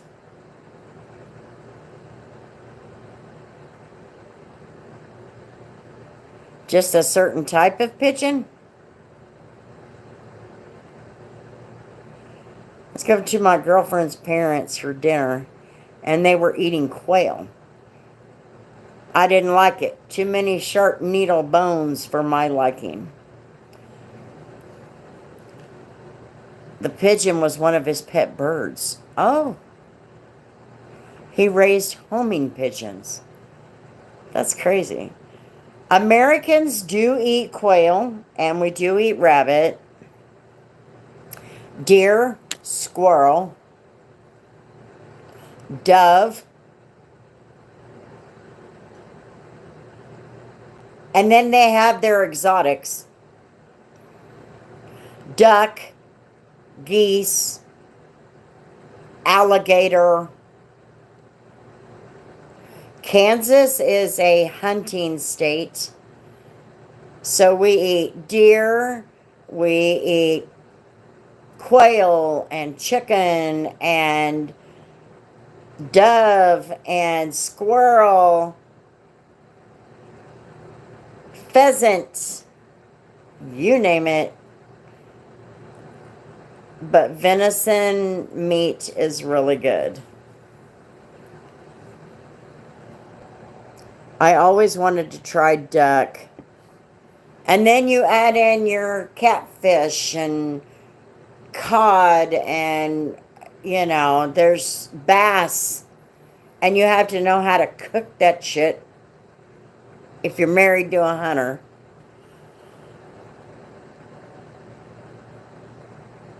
We eat iguana. That's just no. Keep him away from Humberto.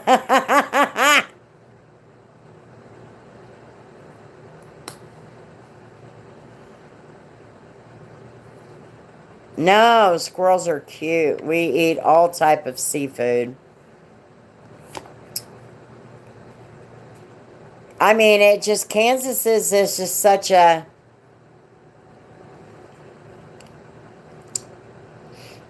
diverse world in animals that we'll eat.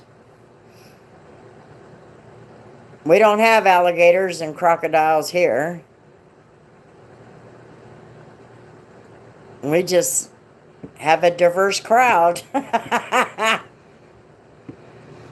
don't know. We just have a diverse way of doing things.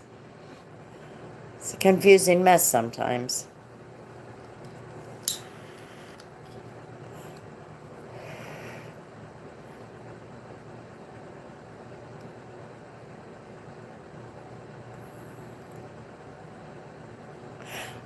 My late husband, was a big hunter. He also taught hunters education and safety, and especially to younger people. He went hunting all the time.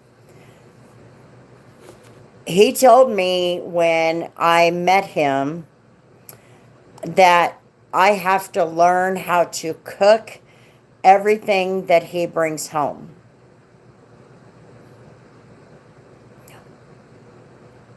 It wasn't happening. Squirrel is not too bad.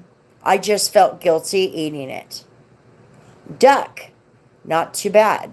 Again, felt guilty to eat it, but it was a little bit gamey, if that makes any sense.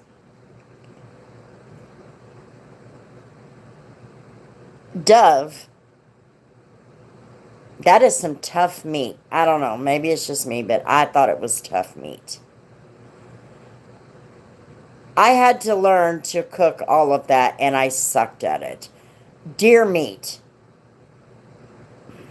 He went hunting for elk with my biological sperm donor, and they got elk, and so they had it taken to the taxidermy, butcher, whatever you call it. I don't even remember what he said. But anyway, both of them were processed, and all of that was shipped here to us.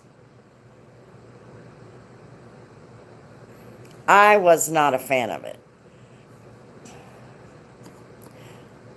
moose, deer, and Canada in Kansas, or deer in Canada and USA. Canadians think about pigeons the same way. Useless. The hell you saying? Eat moose more in the east coast of Canada.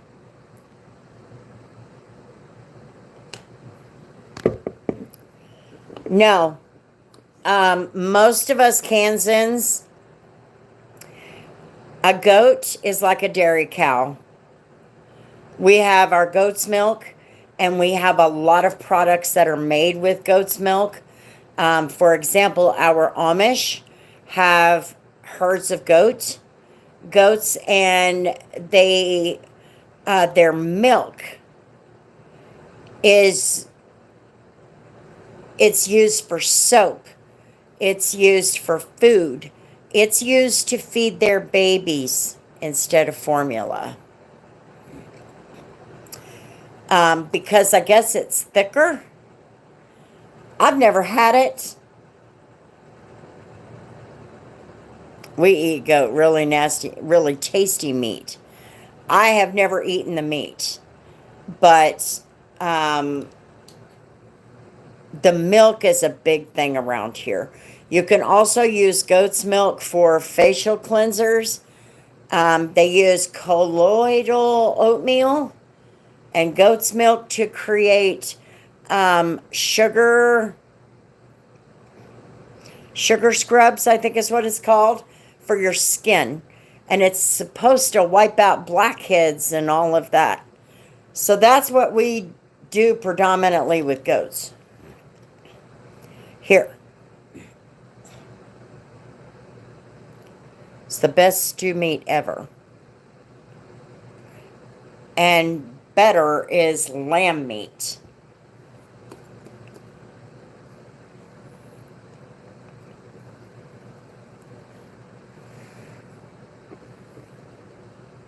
Try goat curry. John, it's like none other meat you will have.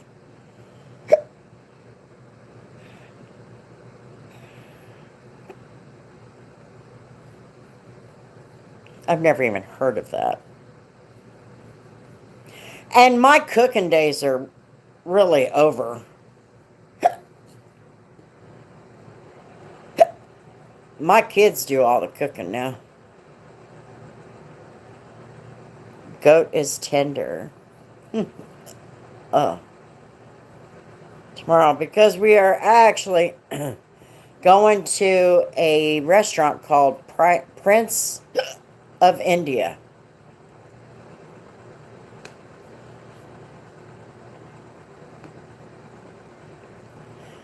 Obviously, cow and pigs. Please let me know how you like it. And chicken. Our prime here is beef, pork, and chicken. And then you have your seafood, your typical. You've never tried roasted pig? What the?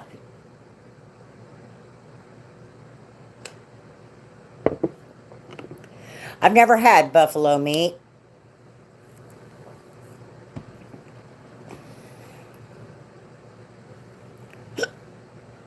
Oh my gosh. Oh, wait. You come from a Muslim country, or you're married to a Muslim man, right? Is he Muslim? He's from a Muslim country, right? So yeah, you can't eat pork or pig. Right? No? Because you made pork. Roasted pig, we eat it all year long, even pork chops. Yeah, pork chops are a big deal. I heard duck is kind of greasy. It's nasty. I'll tell you what. I should have married Jerry 20 years before I did. If I wanted to eat all the things and cook all of the things that he hunted and fished for. And I'll tell you something, if we had to live off of the land, he would have no problem doing so.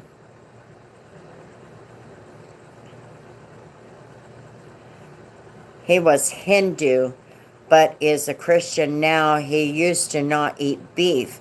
Hindu do not eat beef. Ooh, I did not know that. Ducks, yes, and you have to be good to cook them, yeah. I was not good at it at all. It was just not something that I could figure out, if that makes any sense. You've got certain temperatures and times and all of that you have to do in order to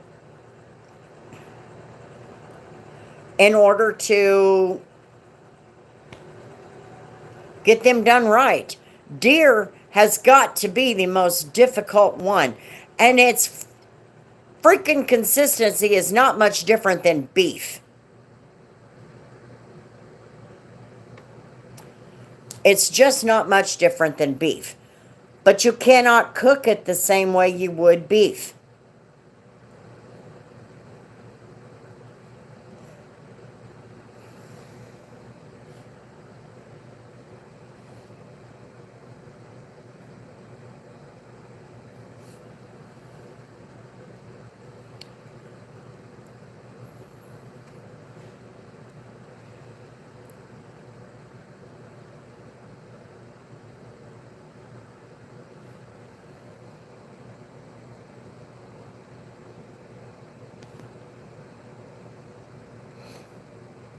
Grandma, the only way I like deer is when it's made into sausages.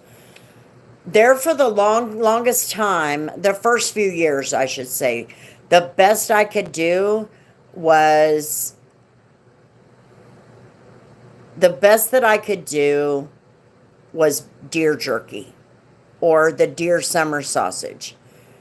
Cooking deer ground meat, the ground deer meat, like hamburger, you could, it would, it's just,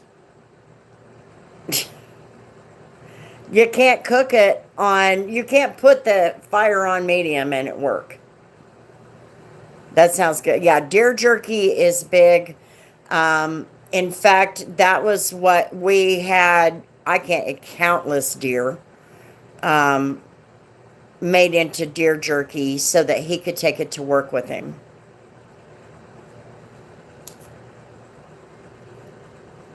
Quail, I did not like it. His mother even tried to teach me how to do this stuff. And it just, but I'm not a cook, you guys. I cannot cook. My kids are still alive. That's about all I can tell you. I am just not a cook. That's why all of the men I married were good cooks.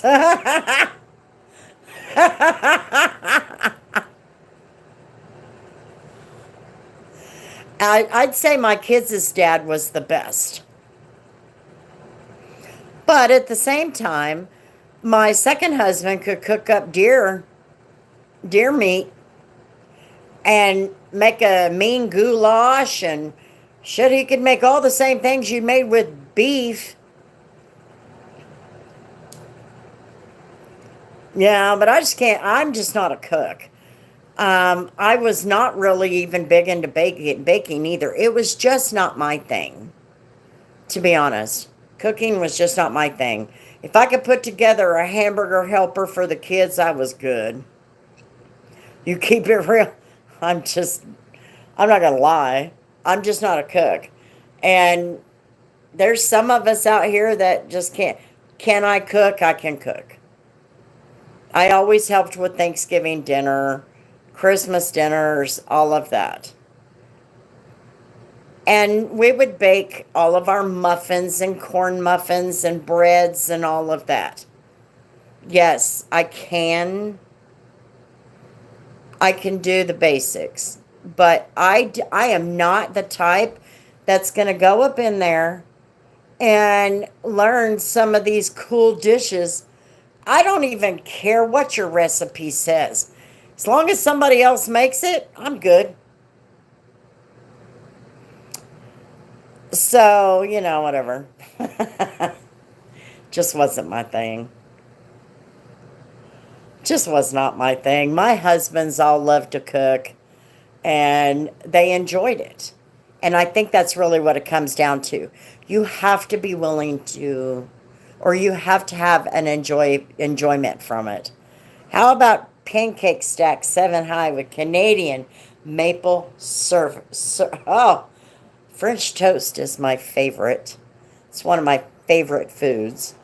And I could cook pancakes and all that, French toast, even our ghetto-made French toast. Here at home, throw your eggs and milk in there, mix it up, and then your cinnamon, and yeah, hell yeah, we got it. We're good. It took several attempts to make homemade pancakes. First time I tried, it was, or it, Afghan food is delicious as well. Came out like biscuits. I can see that. Making pancakes from scratch is what my grandmother used to do. And it's like using cornstarch in gravy. The consistency is never the same each time. You know what I mean? Yeah.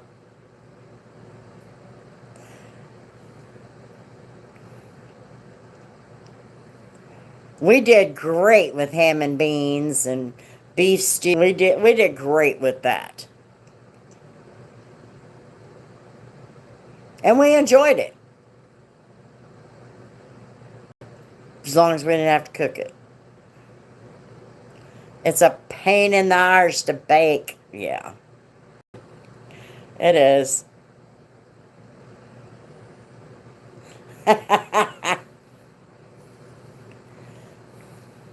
I don't know.